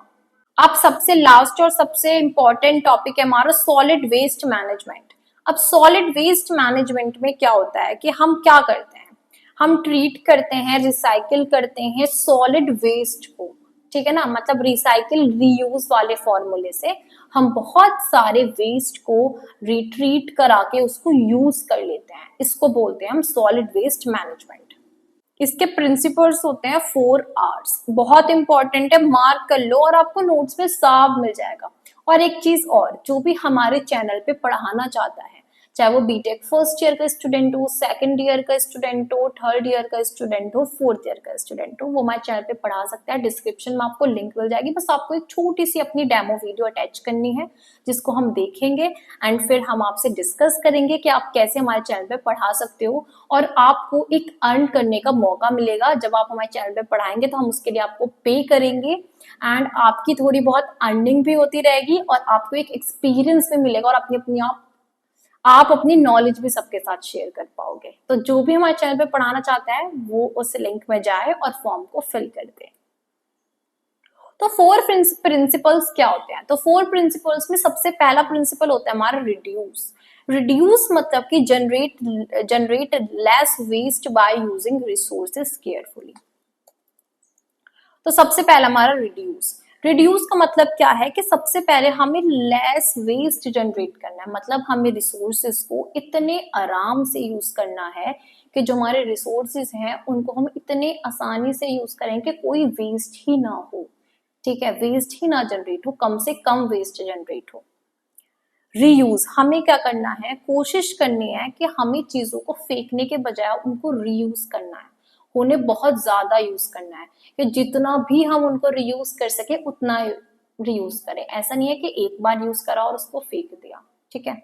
नेक्स्ट है रिसाइकिल। रिसाइकिल में हमें क्या करना है, process waste material into new product, हमें वेस्ट मटेरियल्स को न्यू प्रोडक्ट में कन्वर्ट करके उनको यूज करना है, हमें पुराने वेस्ट प्रोडक्ट से कोई नए प्रोडक्ट को जनरेट करना है और उनको यूज करना है। नेक्स्ट है रिकवर। रिकवर है, हमें कन्वर्ट करना है वेस्ट को यूजफुल एनर्जी में, ठीक है। ये 4 प्रिंसिपल्स होते हैं और ये काफी इंपॉर्टेंट होते हैं, तो आप इनको याद कर लेना, आर आर आर आर, ठीक है। जैसा आपको पता ही है, चारों हम पढ़ चुके हैं, ठीक है, बहुत इंपॉर्टेंट टॉपिक है सच में, इसको दोबारा से मार्क कर लो, इसलिए बता रही हूँ, ठीक है। जिसका सबसे पहला होता है रिड्यूस, रीयूज, रिसाइकल, रिकवर, ठीक है। नेक्स्ट हमारा टॉपिक है मेथड ऑफ डिस्पोजल। डिस्पोजल के क्या मेथड होते हैं, सबसे पहले तो लैंड फिलिंग।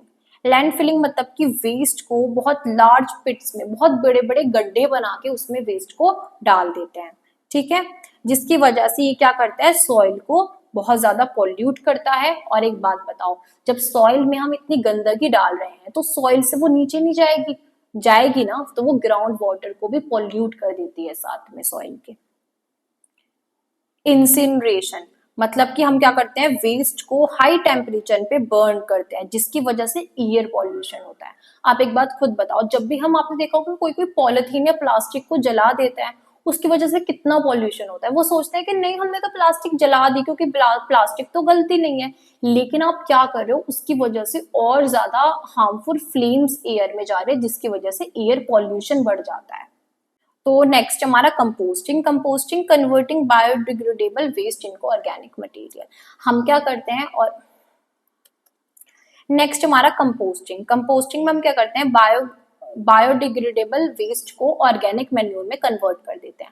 आपने देखा है हम क्या करते हैं, बहुत सारे सामान ऐसे होते हैं, बहुत सारी चीजें ऐसी होती हैं जो गलने वाली चीजें होती हैं, जैसे कि प्लांट्स का वेस्ट हो गया, हमारे पास फ्रूट्स होते हैं वेस्ट के, बहुत सारी चीजें होती हैं, तो उसको हम ऑर्गेनिक मैन्योर की तरह अपने खेतों में, फार्मिंग में यूज कर सकते हैं, फर्टिलाइजर्स को ना यूज करके। नेक्स्ट हमारा वेस्ट टू एनर्जी। बहुत सारे वेस्ट ऐसे प्रोडक्ट होते हैं जिनको हम एडवांस मेथड्स का यूज करके, जैसे कि गैसिफिकेशन हो गया, उनसे हम इलेक्ट्रिसिटी या फिर एनर्जी को जनरेट कर सकते हैं। यूनिट 4 स्टार्ट करने वाले हैं जिसका नेम है current environmental issues. As we all know, आजकल इन्वायरमेंट में कितने इश्यूज चल रहे हैं, चाहे वो ग्रीन हाउस इफेक्ट हो, चाहे वो ग्लोबल वार्मिंग हो, बहुत सारे ही हमारी इश्यूज चल रहे हैं इन्वायरमेंट में। तो सबसे पहला ही टॉपिक पढ़ने वाले हैं जिसका नाम है हमारा ग्लोबल वार्मिंग। अब हमने ना बचपन से ही पढ़ा है कि ग्लोबल वार्मिंग होती क्या है, ठीक है। तो कुछ नहीं करना है, सिंपल सा समझना है कि ग्लोबल वार्मिंग क्या होती है। देखो, ग्लोबल वार्मिंग में क्या होता है कि जो अर्थ का टेम्परेचर होता है वो बहुत ज़्यादा इंक्रीज हो जाता है, और उसका रीज़न होता है जितनी भी हमारी ग्रीन हाउस गैसेज होती हैं, ठीक है, जैसे कि CO2 हो गई, मीथेन हो गई, ठीक है, नाइट्रोजन ऑक्साइड हो गई। तो ये जितनी भी हमारी हार्मफुल गैसेस होती है ये इन्वायरमेंट में प्रेजेंट होती है। तो हम क्या करते हैं, ह्यूमन एक्टिविटीज़ की वजह से इनकी अमाउंट बहुत ज़्यादा इंक्रीज कर देते हैं। जब गैसेस बहुत ज़्यादा हो जाएंगी तो फिर क्या होगा, जब गैसेस ज़्यादा हो जाएंगी तो गैसेस जो सन की जो हीट है उसको ट्रैप करके रखेंगी, जिसकी वजह से टेम्परेचर बहुत ज़्यादा हाई हो जाएगा और उसी की वजह से ग्लोबल वार्मिंग हमारी होती है। तो सिंपल ये है कि जब ग्लोबल वार्मिंग होती है, मतलब कि सिंपल ये है कि ग्लोबल वार्मिंग ये होती है कि जब अर्थ का जो एवरेज टेम्परेचर है वो बहुत ज़्यादा बढ़ जाता है ग्रीन हाउस गैसेस की वजह से। और ये ग्रीन हाउस गैसेस जो होती हैं ये हमें पता ही है कैसे आती है, ह्यूमन एक्टिविटीज़ की वजह से, ठीक है। हम ब्रीथ करते हैं, ब्रीथ आउट करते हैं, तो ब्रीथ आउट में हम CO2 निकालते हैं। उसके अलावा भी रेफ्रिजरेटर होते हैं, इनमें भी बहुत सारी हार्मफुल गैसेस होती हैं, ठीक है। अब ये बहुत ज़्यादा इफेक्ट करती है हमारे क्लाइमेट को, इकोसिस्टम को और ह्यूमन लाइफ को। तो नाउ हम इसको थोड़ा सा और डिटेल में समझते हैं। तो सन से जो भी हीट आती है हम उसको क्या करते हैं, नेचुरली ट्रैप कर लेती है ग्रीन हाउस गैसेस और अर्थ को बहुत ज़्यादा वार्म रखती है, ठीक है। दूसरा, जितनी भी ह्यूमन एक्टिविटीज़ होती है जैसे कि burning fossil fuels, deforestation, industrial emissions, इसकी वजह से क्या होता है, ये गैसेस बहुत ज़्यादा बढ़ जाती है। और जब ये गैसेस बहुत ज़्यादा बढ़ जाती है, ये बहुत ज़्यादा हीट को ट्रैप करना स्टार्ट कर देती है, जिसकी वजह से ग्लोबल वार्मिंग हमारी होती है। ये टेम्परेचर इंक्रीज कर देती है अर्थ का, ग्लेशियर्स जल्दी मेल्ट होने लगते हैं, सी लेवल राइज हो जाती है और एक्सट्रीम वेदर कंडीशंस भी होने लगती है। अब हम देखते हैं इनके कॉजेज क्या होते हैं। कॉजेज हम रीड कर चुके हैं, चाहे वो फॉसिल फ्यूल्स का बर्न करना हो, डिफॉरेस्टेशन हो, मीथेन का लाइव स्टॉक हो, या फिर राइस फील्ड्स में यूज़ करना हो, या इंडस्ट्रियल जितने भी हम एमिशन करते हैं, मतलब इंडस्ट्रीज में जितनी भी गैसेस को यूज़ करते हैं वहाँ से जो स्मोक निकलता है, धुआं निकलता है, गैसेस निकलती हैं, वो सब भी इसका ही एक रीज़न होता है। अब हम पढ़ सकते हैं कि इसके सारे इफ़ेक्ट्स क्या होते हैं, ठीक है। इफ़ेक्ट्स मैं आपको एक बार बता चुकी हूँ, तो आप इसको एक बार दोबारा से पढ़ लेना। एडवांटेजेस डिसएडवांटेजेस बस यही है, एडवांटेजेस में है कि जिन एरियाज़ में ज़्यादा सर्दी होती है, ठीक है, उन एरियाज़ में मतलब वो एरिया ज़्यादा अच्छे रहेंगे। अब एक बात आप खुद बस से बताइए, तमिलनाडु में बहुत ज़्यादा गर्मी होती है, उल्टा एग्जाम्पल लेती हूँ, वहाँ पे गर्मी कम होने लगे तो उनको अच्छा लगेगा ना। सेम ऐसा ही है कि जहाँ पे बहुत ज़्यादा सर्दी होती है, फिर बहुत लंबे टाइम तक विंटर सीजन रहता है, तो उनको बहुत ज़्यादा रिलैक्स मिलता है इस वजह से, क्योंकि वहाँ पे थोड़ा सा टेम्परेचर नॉर्मल सा लगने लगता है उनको, ठीक है, गर्मी की वजह से। और हमारे साथ क्या होता है, हमको इतनी गर्मी लगने लगती है कि बैंड ही बच जाती है। डिसएडवांटेज इसका वही है कि इसकी वजह से क्रॉप फेलियर हो जाता है, हेल्थ रिस्क हो जाते हैं बहुत सारा। अब हम सेकंड टॉपिक इसका पढ़ने वाला है ग्रीन हाउस इफेक्ट। अब ग्रीन हाउस इफेक्ट जो है ना वो रिलेटेड है हमारा ग्लोबल वार्मिंग से। अब आप पूछोगे मैम कैसे वो रिलेटेड है, ठीक है, तो अब हम इजीली समझते हैं। देखो, जो ग्रीन हाउस इफेक्ट है ना वो एक नेचुरल प्रोसेस होता है। नेचुरल प्रोसेस क्यों है ये नेचुरल प्रोसेस? क्योंकि खुद से होता है। हम क्या करते हैं, हम सिर्फ गैसेस देते हैं, हार्मफुल गैसेस देते हैं। मतलब कि जितनी भी हमारी ग्रीन हाउस गैसेस होती हैं जो कि किससे आती है मैं आपको बता चुकी हूँ, जैसे कि CO2 हो गई, मीथेन हो गई, नाइट्रोजन ऑक्साइड हो गई, ये बहुत सारी हमारी क्या होती है, हार्मफुल गैसेस होती है, इनको हम बोलते हैं ग्रीन हाउस गैसेस। तो ग्रीन हाउस गैसेस का हम क्या करते हैं, एक्सेस बहुत ज़्यादा बढ़ा देते हैं एटमॉस्फेयर में। अगर इनका एक्सेस बढ़ जाएगा तो ये क्या करेंगी, अर्थ के जो टेम्परेचर है, मतलब अर्थ की जो वार्मनेस है उसको ट्रैप करके रखेगी, मतलब सन की वार्मनेस को, मतलब गर्माहट को अपना आप में ट्रैप करके रखेगी, जिसकी वजह से टेम्परेचर बहुत ज़्यादा इंक्रीज हो जाएगा और प्लेनेट बहुत ज़्यादा वार्म रहने लगेगा। ठीक है, और ये जो है ग्रीन हाउस जो है, ये इफेक्ट, ग्रीन हाउस इफेक्ट है, ये ही क्या बनाता है, ग्लोबल वार्मिंग बनाता है।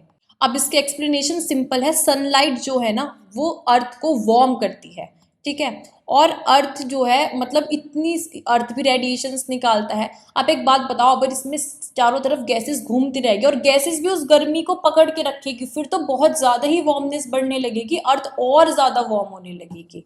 तो कहीं ना कहीं ये इफेक्ट बहुत ज़्यादा बढ़ा देगा और बहुत ज़्यादा हार्मफुल इफेक्ट करने लगेगा हमारी अर्थ पर। अब इसके कॉजेज सेम वही होती है, CO2 व्हीकल से आता है, ठीक है, और इंडस्ट्रीज से निकलता है, मीथेन है, नाइट्रस ऑक्साइड है, ओ सॉरी मैं आपको ना बार बार नाइट्रोजन ऑक्साइड बोल रही हूँ, प्लीज़ ये करेक्ट कर लेना, नाइट्रस ऑक्साइड है ये, ठीक है। प्रोनाउंसिएशन में अगर आपको थोड़ा गड़बड़ लगे तो प्लीज़ इसको थोड़ा एक बार चेक कर लेना, कभी कभी बोलते हुए गलत वर्ड्स निकल जाते हैं, ठीक है, प्लीज़ थोड़ा सा मुझे भी माफ़ कर देना। नेक्स्ट है इसके इफ़ेक्ट्स क्या होते हैं। इफ़ेक्ट्स वही है, ग्लोबल टेम्परेचर बहुत ज़्यादा राइज हो जाता है, वेदर कंडीशन बहुत ज़्यादा एक्सट्रीम हो जाता है, बहुत ज़्यादा गर्मी होने लगती है, फ्लड आने लगती है, मतलब बहुत सारी चीज़ों को इफ़ेक्ट करता है ये। सी लेवल भी राइज हो जाती है। आप एक बार पढ़ सकते हो इसके एडवांटेजेस और इसके डिसएडवांटेजेस। अब हम आ जाते हैं नेक्स्ट टॉपिक पे। हमारा नेक्स्ट टॉपिक है क्लाइमेट चेंज। अब आप खुद बताओ ये क्लाइमेट चेंज क्या होता है, हमने कितनी बार पढ़ा है क्लाइमेट चेंज क्या होता है। क्लाइमेट चेंज, पहले तो समझते हैं क्लाइमेट क्या होता है।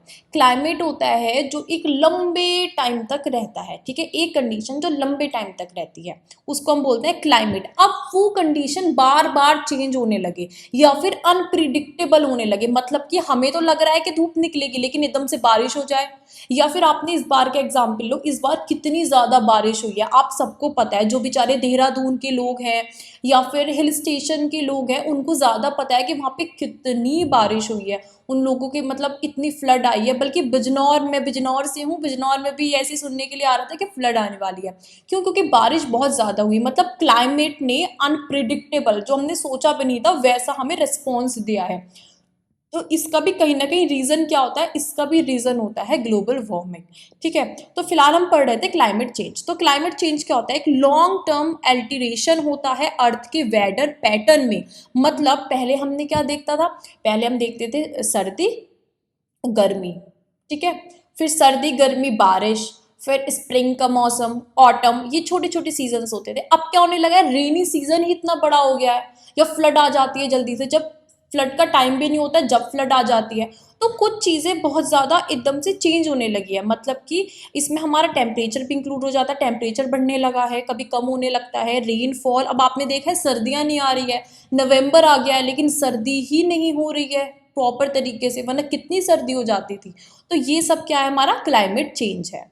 ग्लोबल वार्मिंग भी क्या करता है, हमारा कहीं ना कहीं इफेक्ट करता है हमारे क्लाइमेट को, ठीक है, जैसे कि रेनफॉल आ जाती है, फ्लड आ जाते हैं, सूखा पड़ जाता है, ये इफेक्ट करता है हमारे एग्रीकल्चर को। अब हमने तो सोचा है बारिश पड़ेगी, हमने पानी नहीं दिया खेतों में, लेकिन बारिश ही ना हो, सोचो रेनी सीजन में, जुलाई के सीजन में बारिश ना हो, ठीक है। तो कहीं ना कहीं जो हमारा क्लाइमेट चेंज है वो इफेक्ट करता है हमारे एग्रीकल्चर को, वाटर रिसोर्सेज को, इकोसिस्टम को, ठीक है।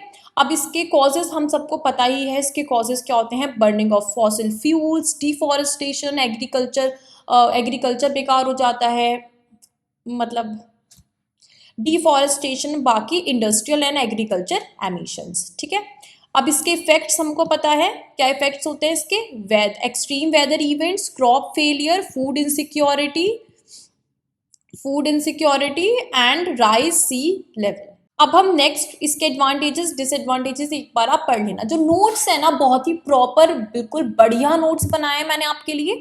देखो नोट्स तो आपको थोड़े शॉर्ट लगेंगे लेकिन आप समझोगे, इसमें मैंने सारे इफेक्ट्स, कॉजेस, एडवांटेज, डिसएडवांटेजेस सब इंक्लूड किया है। मतलब आप अच्छा लंबा क्वेश्चन लिख के आ सकते हो 10 मार्क्स में, ठीक है, एकदम मस्त फर्स्ट क्लास आंसर। लेकिन आपको समझने की जरूरत है, जैसे मैं समझा रही हूँ समझते रहो वीडियो से, और उसके बाद नोट्स में टिक लगाते रहो, और नोट्स को पढ़ के जाओ पेपर देने, सब हो जाएगा। इजी सब्जेक्ट है ये, और नोट्स के बाहर आपको कुछ भी नहीं मिलेगा।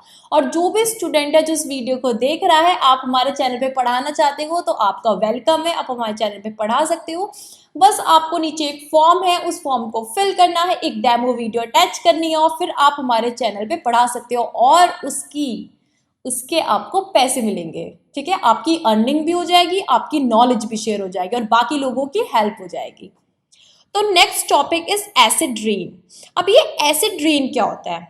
आप सबने मम्मियों से सुना होगा, मम्मियाँ क्या कहती हैं जब पहली बारिश होती है कि पहले बारिश में नहीं नहाना है। क्यों नहीं नहाना है? क्योंकि वो हार्मफुल होती है, क्योंकि वो एसिड रेन होती है। अब देखो, अब एसिड रेन बहुत ज़्यादा होने लगी है। अब क्यों होने लगी है? अब आप खुद सोचो, नाम से क्या लग रहा है, एसिड रेन, मतलब जिस बारिश में एसिड हो। अब एसिड कैसे होगा? जब हार्मफुल गैसेस वाटर के साथ रिएक्ट करने लगती है एटमॉस्फेयर में, मतलब ऊपर एटमॉस्फेयर लेवल पे जो वाटर है, जो क्लाउड्स ने वाटर लिया हुआ है, उस वाटर के साथ जब गैसेस रिएक्ट करने लगती है और रिएक्ट करके एसिड फॉर्म करती है, उस एसिड को, और मतलब उस बारिश में जो वो एसिड आता है उसको हम एसिड रेन बोलते हैं, ठीक है।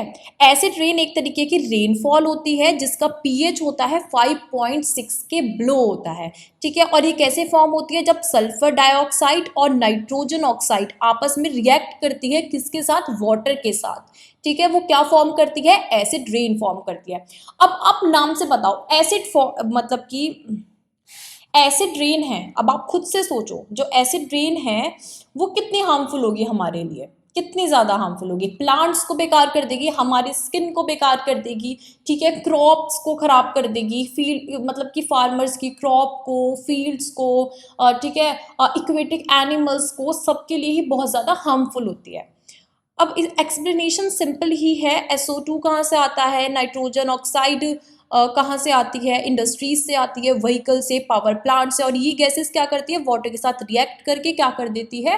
फॉर्म करती है एसिड रेन, जो कि बहुत ज़्यादा हार्मफुल होती है, जो क्या करती है? डैमेज करती है सॉइल को, क्रॉप्स को, फॉरेस्ट को, एक्वेटिक लाइफ को, और भी बहुत सारी चीज़ों को। ये जानबूझ के मैंने थोड़ा सा रिपीटेड रखा है जिससे कि आप लेंथ बढ़ा सके अपने आंसर की, क्योंकि पहले बच्चों के कमेंट आ रहे थे कि थोड़ा सा शॉर्ट है, आंसर नहीं लिख पाते हैं, नोट्स थोड़े से शॉर्ट हैं, तो थोड़े लॉन्ग नोट्स मैं प्रोवाइड कराऊं।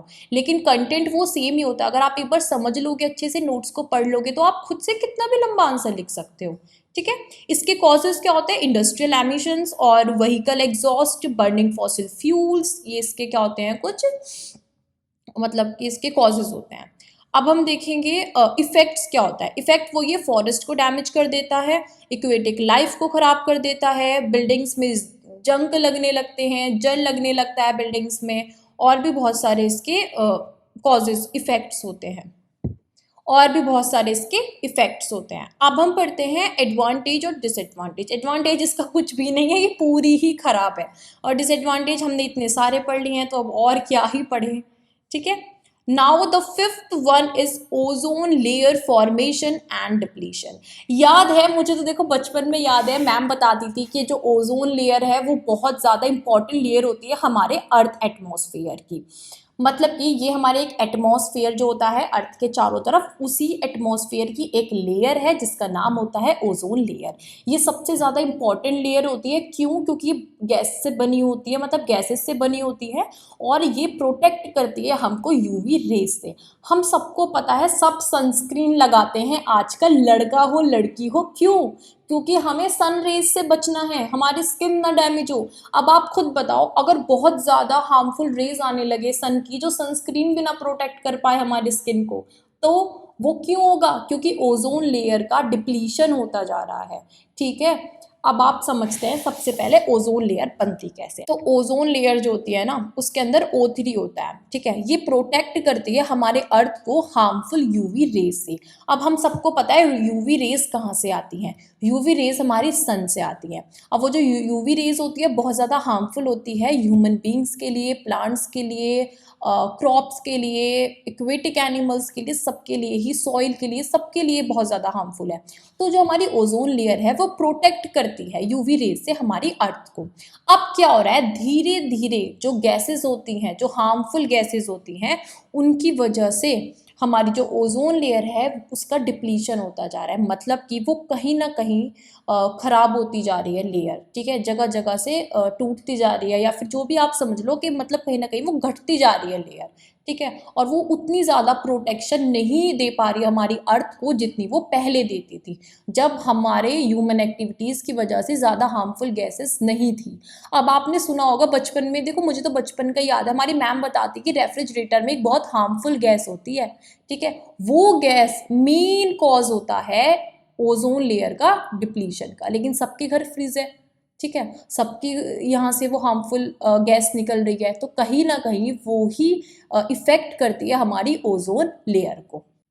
अब एक्सप्लेनेशन सेम ही है। एक CFCs, ये है वो गैस CFCs है, जो कि रेफ्रिजरेटर से और इंडस्ट्रीज, केमिकल, मतलब बहुत सारी जगहों से आती है, एमिट होती है, और उसके बाद ये क्या करती है, डिस्ट्रॉय करती है हमारी ओजोन लेयर को, ओजोन लेयर के मॉलिक्यूल्स को। कॉजेज हमें पता है इसका, इफेक्ट्स इसका, स्किन कैंसर, आंखें खराब, आंखें डैमेज कर देती है, ठीक है, इम्यूनिटी रिड्यूस करती है, क्रॉप को डैमेज कर देती है, और इक्वेटिक इकोसिस्टम को भी हार्म करती है। एडवांटेजेस डिसएडवांटेजेस दोनों आप एक बार रीड कर सकते हो। Now the next topic is population growth and automobile pollution. Population growth, अब इसको तो क्या ही समझाऊं और कैसे ही समझाऊं, आप खुद बताओ। मतलब इंडिया ने चाइना को पीछे छोड़ दिया पॉपुलेशन में। सोचो, चाइना नंबर 1 पे थी, अब इंडिया नंबर 1 पे आ गई है। इतनी पॉपुलेशन बढ़ रही है। पॉपुलेशन बढ़ रही है तो हर कोई अपनी नई बाइक बढ़ रही है। इनडायरेक्टली अगर देखा जाए, जितनी पॉपुलेशन बढ़ रही है उतनी बाइक बढ़ी है। अगर किसके घर में 2 लड़कियां हैं, 2 लड़कियां हैं, तो दोनों लड़कियों के पास अलग स्कूटी होगी, तो लड़कों के पास अलग बाइक होगी। बहुत सारे लड़के कमेंट में या लड़कियां कमेंट में बोलेगी नहीं नहीं मेरे पास तो एक है, मैं अपनी बहन के साथ शेयर करती हूँ। चलो आप करते हो, लेकिन बहुत सारे केसेस में ऐसा है कि अगर घर में 4 लोग हैं तो चारों के पास अलग अलग व्हीकल्स है, ठीक है। तो जितनी ज़्यादा व्हीकल्स होगी उतना ज़्यादा पॉल्यूशन होगा, क्योंकि उतना ज़्यादा उसके अंदर से धुआं निकलेगा, जितना धुआं निकलेगा उतना एयर पॉल्यूशन होगा, ठीक है। तो कहीं ना कहीं जो ऑटोमोबाइल पॉल्यूशन है वो कनेक्टेड होता है हमारी ग्रोइंग पॉपुलेशन से।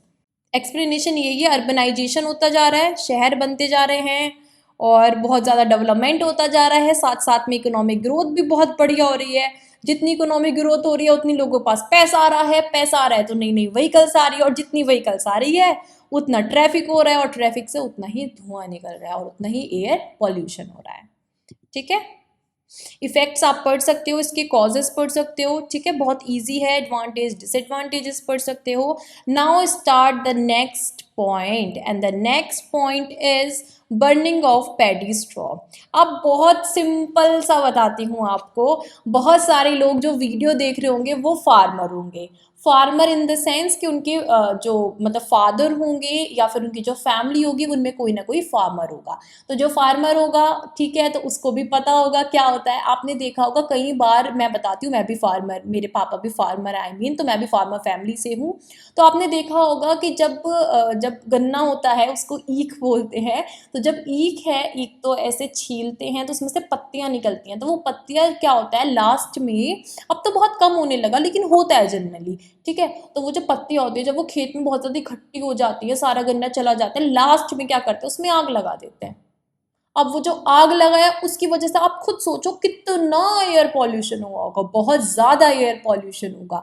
तो इसी तरीके से सेम पैडी स्ट्रॉ होता है। इसमें क्या होता है, जो राइस होता है, राइस के स्टबल जो होते हैं, ठीक है, मतलब राइस को जब निकाल लेते हैं, उसकी हार्वेस्टिंग प्रॉपर हो जाती है, कट जाता है, उसको साफ कर लेते हैं, राइस को निकाल लेते हैं, जो बचा कुची उसकी मतलब जो भी उसके पेड़ वगैरह होते हैं उनमें क्या करते हैं, वो आग लगा देते हैं उस पूरे फील्ड में, जिसकी वजह से बहुत ज़्यादा एयर पॉल्यूशन हो जाता है। ठीक है, आप इसको पढ़ सकते हो। उसमें से हार्मफुल गैसेस निकलती है जिसकी वजह से सारे में स्मोक, धुआं हो जाता है, हेल्थ खराब का भी चांसेस रहते हैं, फर्टिलिटी खराब कर देता है वो सॉइल की, ग्लोबल वार्मिंग होती है उसकी वजह से। ये एक्सप्लेनेशन आप एक बार पढ़ सकते हो। कॉजेज क्या होता है इसका, क्योंकि लैक ऑफ मशीनरी है तो प्रॉपर तरीके से रेसिड्यू रिमूव नहीं हो पाता है। चीप एंड फास्ट मेथड है, ईजी है और चीप है, किसी की ज़रूरत नहीं है, जाओ और आग लगा दो उसमें। ठीक है, और इसके इफेक्ट यही है कि एयर पॉल्यूशन बढ़ जाता है, क्लाइमेट चेंज में भी कहीं ना कहीं पार्ट बन जाता है। ठीक है, और ऑयल न्यूट्रिएंट लॉस, जो सॉइल है वो भी कहीं ना कहीं अपने न्यूट्रिएंट्स को लॉस कर देती है। एडवांटेजेस डिसएडवांटेजेस आप पढ़ सकते हो। ये यूनिट यहाँ पे खत्म होती है, बहुत इजी और बहुत कम टाइम में। नोट्स आप डाउनलोड कर लेना, नोट्स के अलावा आपको कहीं से कुछ नहीं मिलेगा, सब इसमें कवर हो गया है। एक बार वीडियो देखो, एक बार नोट्स पढ़ो और उसके बाद देखना कि इसके बाहर कुछ नहीं आएगा, और नोट्स को डाउनलोड कर लेना और टिक कर लेना जो जो इम्पोर्टेंट बताया है। और इसमें आपको PYQs क्वेश्चन सब मिल जाएंगे नोट्स में। यूनिट 5 जिसका नाम है इन्वायरमेंटल प्रोटेक्शन। अब तक हमने सारे इश्यूज, कॉजेज, नेचुरल रिसोर्सेज सब कुछ पढ़ लिया है, सस्टेनेबल डेवलपमेंट एवरीथिंग हमने पढ़ ली। अब हमने ये तो पढ़ लिया कि इन्वायरमेंट क्या है, ठीक है, इन नेचुरल रिसोर्सेज क्या है, वो हमारे लिए कैसे हेल्पफुल है, ये सब चीज़ें हमने पढ़ ली। लेकिन फिर हमने उसके बाद चलो ये भी पढ़ लिया कि उसमें इश्यूज क्या आ रहे हैं, हमारी इन्वायरमेंट क्या क्या इश्यूज को फेस कर रही है। लेकिन अब हमारी बारी है उसको प्रोटेक्ट करने की। तो इस यूनिट में हम पढ़ने वाले हैं इन्वायरमेंटल प्रोटेक्शन। तो सबसे पहले हम देखते हैं इन्वायरमेंटल प्रोटेक्शन होती क्या है। देखो मैं ये पढ़ पढ़ के नहीं बताने वाली हूँ, बहुत ईजी तरीके से एक्सप्लेन करूँगी। देखो, इन्वायरमेंटल प्रोटेक्शन एक तरीके की प्रैक्टिस होती है अपनी इन्वायरमेंट को हार्मफुल प्रैक्टिसेस से सेव करना। ठीक है, जैसे कि आपको पता है आजकल नेचुरल रिसोर्सेज को बहुत गलत तरीके से यूज़ कर रहे हैं। आप गंगा जी में भी जाओगे ना तो इतनी पॉलिथीन, इतना कचरा डालने लगे हैं, ऐसा बोलना भी नहीं चाहिए, लेकिन वो रिस्पेक्ट भी नहीं कर रहे हैं उस चीज़ की। ठीक है ना, हमारी माता है एक तरीके से, इंडिया में बहुत माना जाता है गंगा मैया को, और उसको ही गंदा कर रहे हैं। तो अब हमारा कर्तव्य बनता है, ये हमारा एक तरीके से भगवान ने हमें उस चीज़ के लिए भेजा है कि जो भगवान ने हमें वरदान में दिया है अब हम उसकी रक्षा भी कर सकें, ना ही सिर्फ उसका यूज़ कर सके। तो एक तरीके से अपनी इन्वायरमेंट को प्रोटेक्ट करना, ठीक है, उसको हम क्या बोलते हैं, इन्वायरमेंटल प्रोटेक्शन। अब हम क्या करते हैं, थोड़ा सा इसकी लैंग्वेज को भी रीड कर लेते हैं। ठीक है, इन्वायरमेंटल प्रोटेक्शन एक तरीके की प्रैक्टिस होती है जो नेचुरल इन्वायरमेंट को उसके डिग्रेडेशन से, जो कि ह्यूमन एक्टिविटीज़ की वजह से होते हैं, उसको प्रोटेक्ट करने में हेल्प करती है और इंश्योर करती है कि जो रिसोर्सेज हैं वो सस्टेनेबल तरीके से यूज़ हो रहे हैं या फिर नहीं हो रहे हैं। ठीक है, अब मैं बताती हूँ आपको एक बार कि सस्टेनेबल डेवलपमेंट होता क्या है। ठीक है, सस्टेनेबल डेवलपमेंट का मतलब ये होता है, क्योंकि इस यूनिट में काफ़ी बार यूज़ होगा तो मैं स्टार्टिंग में आपको बता देती हूँ, बार बार मैं नहीं बताऊँगी। तो सस्टेनेबल डेवलपमेंट क्या होता है कि रिसोर्सेज को उस तरीके से यूज़ करना कि हमारी फ्यूचर जनरेशन्स के लिए भी वो बच पाए। अब आपने देखा होगा जैसे कि फॉसिल फ्यूल्स है, पेट्रोलियम है, तो इनको हम यूज़ करते हैं, तो हमें इन चीज़ों को इस तरीके से यूज़ करना है कि आने वाली फ्यूचर जनरेशन्स को भी वो मिल पाए, क्योंकि इनको बनने में मिलियंस ऑफ ईयर लगते हैं। तो ऐसा ना हो कि सारे रिसोर्सेज हम यूज़ कर लें और फ्यूचर जनरेशन्स बेचारी देख रही है कि अच्छा पेट्रोल नाम की भी कोई चीज़ हुआ करती थी। ठीक है, तो ऐसा हमें नहीं करना है। तो ये फोकस करता है मेनली प्रिवेंट करने में पॉल्यूशन को, कंजर्व करने में नेचुरल रिसोर्सेज को, और मेंटेन करने में इकोलॉजिकल बैलेंस को। नाउ अब हम देखते हैं कौन कौन सी एक्टिविटीज़ इसके अंदर इन्वॉल्व होती है। सबसे पहले तो पॉल्यूशन कंट्रोल, मतलब कि पॉल्यूशन को हम कैसे कंट्रोल करेंगे। एफॉरेस्टेशन, हम पेड़ लगाएंगे, क्योंकि हमने पहले यूनिट्स में पढ़ा है कितना ज़्यादा डिफॉरेस्टेशन हो रहा है, तो अब हमें क्या करना है, पेड़ लगाने हैं। उसके बाद waste management and biodiversity conservation. Important, ये क्यों इम्पॉर्टेंट है, एक तो ह्यूमन हेल्थ के लिए, इकोनॉमिक डेवलपमेंट के लिए, एंड क्लाइमेट स्टेबिलिटी के लिए। क्या, जैसे कि हमने पहली यूनिट में पढ़ा था कि क्लाइमेट चेंजेस किस तरीके से रैपिडली हो रहा है, तो उसको प्रोटेक्ट करने के लिए, स्टेबल करने के लिए कहीं ना कहीं हम क्या करते हैं, अपने इन्वायरमेंट को प्रोटेक्ट करेंगे। क्लासिफिकेशन, ठीक है, इसके 3 पार्ट होते हैं। सबसे पहला पॉल्यूशन कंट्रोल, हमें क्या करना है, रिड्यूस करना है एयर, वाटर, सॉइल पॉल्यूशन को। सेकंड रिसोर्स कंजर्वेशन, ठीक है, हमें रिसोर्सेज को इस तरीके से यूज़ करना है कि हमारे फ्यूचर जनरेशन्स के लिए भी रिसोर्सेज बच जाए।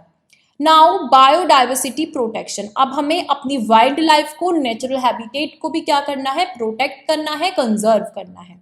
नाउ इसके कॉजेज क्या होते हैं, एक तो industrialization, urbanization, population growth, deforestation and over exploitation of resources, मतलब रिसोर्सेज का ज़्यादा यूज़ करना, पेड़ों को ज़्यादा काटना और पॉपुलेशन का बढ़ना, इंडस्ट्री ज़्यादा लगना, ठीक है, ये सब। नाउ आप इसके एक बार फीचर्स पढ़ सकते हो, एडवांटेजेस पढ़ सकते हो और एक बार डिसएडवांटेजेस पढ़ सकते हो, ठीक है। Now the second point is environmental protection act 1986। अब इन्वायरमेंटल प्रोटेक्शन एक्ट जो है ये हमारी गवर्नमेंट ने इंट्रोड्यूस किया था, जिसका मतलब था कि ये एक तरीके का इंडियन लॉ था जिसमें हमें क्या करना था, प्रोटेक्ट करना था और इम्प्रूव करना था अपने इन्वायरमेंट को। कैसे कैसे, पॉपुलेशन कम करके, इंडस्ट्रियल एक्टिविटीज़ को सही करके, सस्टेनेबल डेवलपमेंट का मतलब कि इन्वॉल्व करके, इन सब चीज़ों को हमें करना था। अब इसने एक फ्रेमवर्क दिया हमारी preventing, controlling, reducing environmental pollution को, ठीक है। एक तरीके से ये समझ लो कि सरकार ने कोशिश की कि सब लोग मिल के सपोर्ट कर सके और कहीं ना कहीं इन्वायरमेंट को प्रोटेक्ट कर सके, ठीक है। इसमें हमें सेम वही चीज़ें करनी थी जो हमने पहले पढ़ी, हमें कंजर्व करना था और अपने मतलब कि रिसोर्सेज को यूज़ करना था, सस्टेनेबल डेवलपमेंट को और इन्हीं सब चीज़ों को। अब इसके टाइप्स क्या थे, एक तो प्रिवेंटिव मेजर सबसे पहले हमें प्रिवेंट करना है, हमें कंट्रोल करना है पॉल्यूशन को और भी बहुत सारी चीज़ों को। उसके बाद हमें रेगुलेटरी मेजर करने हैं, मतलब कि जिनके पास लाइसेंस है या नहीं है, जो पेड़ काट रहे हैं, ठीक है ना, इंस्पेक्शन करना है, मतलब जगह जगह देखना है। जैसे कि आपने देखा होगा व्हीकल्स जो होती है उनका भी ना एक वो होता है, सर्टिफिकेट होता है, मतलब वो कितना धुआं दे रही है, मुझे उसका नाम याद नहीं आ रहा, कमेंट्स में बताना आप, ठीक है। तो वो चेक करते हैं हम, है ना, कि पॉल्यूशन तो नहीं कर रही है ज़्यादा, मतलब ऐसी छोटी छोटी चीज़ों को चेक करना, इंस्पेक्ट करना शुरू किया गया। उसके बाद क्या हुआ, प्यूनिटिव मतलब पनिशमेंट, एक तरीके से पनिशमेंट मेजर, कि जो लोग ऐसे गिल्टी पाए गए हैं उनको इम्प्रिजमेंट, उनको जेल भेजा गया, उन पे फाइन्स लगाए गए, ये सब चीज़ें। अब इसके कॉजेस क्या होते हैं, क्यों होता है ये, एक तो वो इंडस्ट्रीज बढ़ती जा रही है, अर्बन पॉल्यूशन होता जा रहा है, ठीक है, इसीलिए हमें ज़रूरत थी एक लीगल फ्रेमवर्क की। इसके फीचर्स ये कहीं ना कहीं गवर्नमेंट अपनी पावर दिखा रही थी और अपनी पावर से लोगों की हेल्प कर रही थी, कहीं ना कहीं इन्वायरमेंट को प्रोटेक्ट कर रही थी। अब एडवांटेजेस डिसएडवांटेजेस आप एक बार पढ़ लेना। Now the third point is initiative by the non governmental organisations. अब गवर्नमेंट ने भी अपना स्टेप ले लिया, अब एनजीओज जो थे, ठीक है, एनजीओज ने क्या किया, अब देखो एनजीओज ने भी अपने अलग अलग काम करने शुरू करे, ठीक है। जैसे उन्होंने क्या किया, उन्होंने कहीं ना कहीं अपनी प्राइवेट ऑर्गेनाइजेशन, मतलब एनजीओ जो होते हैं ना, प्राइवेट ऑर्गेनाइजेशंस होती हैं, मतलब कि जैसे मैं हूँ, अब मैं अपने ग्रुप के साथ मिलके एक ऑर्गेनाइजेशन फॉर्म करूँ जिसमें मैं सिर्फ हेल्प करूँगी, इसमें कोई प्रॉफिट नहीं होता है, इसमें सिर्फ एक तरीके से हेल्प करनी होती है, ठीक है। जिसमें कि हम क्या करेंगे, कहीं ना कहीं अपने इन्वायरमेंट को कंजर्व करेंगे अपने इन्वायरमेंट को, ठीक है, अवेयरनेस फैलाएंगे लोगों के बीच में और प्रोटेक्ट करेंगे। इसमें सबसे पहले तो हम अवेयरनेस फैलाते हैं कि क्या, जिन लोगों को नहीं पता है और जो लोग मतलब कि इन्वायरमेंट को हार्म पहुंचा रहे हैं, तो उनको समझाते हैं, अवेयरनेस फैलाते हैं कि अब पॉल्यूशन बहुत ज़्यादा हो रहा है, प्लीज़ कोशिश करिए आप पटाखे कम जलाओ, या फिर मतलब बहुत सारे इनिशिएटिव्स हम ले सकते हैं, ठीक है, जो कि क्या करे, कहीं ना कहीं हमारे इन्वायरमेंट को प्रोटेक्ट करे। इसमें हम कर सकते हैं ट्री प्लांटेशन होती है, इसमें वाइल्ड लाइफ प्रोटेक्शन होता है, वेस्ट मैनेजमेंट होता है, गंगा जी को साफ करते हैं, मतलब बहुत सारे क्या लेते हैं हम, इनिशिएटिव्स लेते हैं।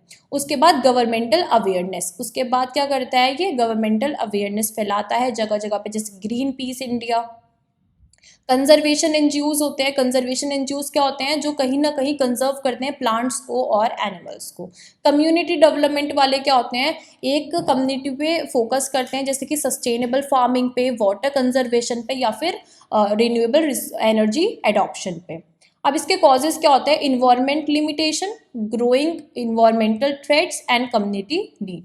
इसके फीचर्स, एडवांटेजेस, डिसएडवांटेजेस आप एक बार रीड कर लेना। जो भी हमारे चैनल पे पढ़ाना चाहता है, जो भी स्टूडेंट इस वीडियो को देख रहा है, वो हमारे चैनल पे पढ़ा सकता है। आपको कुछ नहीं करना है, डिस्क्रिप्शन में जाइए, उसमें आपको एक लिंक मिल जाएगी, उस फॉर्म को फिल करिए, एक डेमो वीडियो अटैच करिए और फिर हमारे चैनल पे आप पढ़ा सकते हो। नोट्स में आपको सब मिल जाएगा, आपको और कुछ कहीं से पढ़ने की ज़रूरत नहीं है, बस आप नोट्स पढ़ के जाओ, एग्जाम में नोट्स में से ही सब कुछ आएगा। तो the next topic is human population and the environment. ठीक है, ह्यूमन पॉपुलेशन बहुत ज़्यादा बढ़ती चली जा रही है, इतनी ज़्यादा बढ़ रही है कि हम चाइना को पीछे छोड़ चुके हैं, जैसे मैंने पहली वीडियो में भी बताया था। ठीक है, तो पॉपुलेशन इतनी ज़्यादा बढ़ रही है जिसकी वजह से रिसोर्सेज की डिमांड बढ़ रही है, चाहे वो लैंड रिसोर्सेज हो, वाटर रिसोर्सेज हो, सारे रिसोर्सेज की डिमांड भी बहुत ज़्यादा बढ़ती चली जा रही है। हम और ज़्यादा वेस्ट बढ़ाने लगे हैं, ठीक है, जनरेट करने लगे हैं ज़्यादा वेस्ट, ठीक है, और कहीं ना कहीं इकोलॉजिकल इम्बैलेंस भी बढ़ा रहे हैं। इतने प्लांट्स नहीं है जितने ह्यूमन बीइंग हो गए हैं, ठीक है, और जितनी पॉपुलेशन बढ़ती जा रही है उतना ओवर कंजप्शन हो रहा है रिसोर्सेज का, डिफॉरेस्टेशन, पेड़ कटते जा रहे हैं, पेड़ों की जगह घर बनते चले जा रहे हैं, जंगल कम होते चले जा रहे हैं। उसके अलावा वाटर और एयर पॉल्यूशन बहुत ज़्यादा बढ़ता चला जा रहा है और कहीं ना कहीं अपनी बायोडाइवर्सिटी को भी खोते चले जा रहे हैं।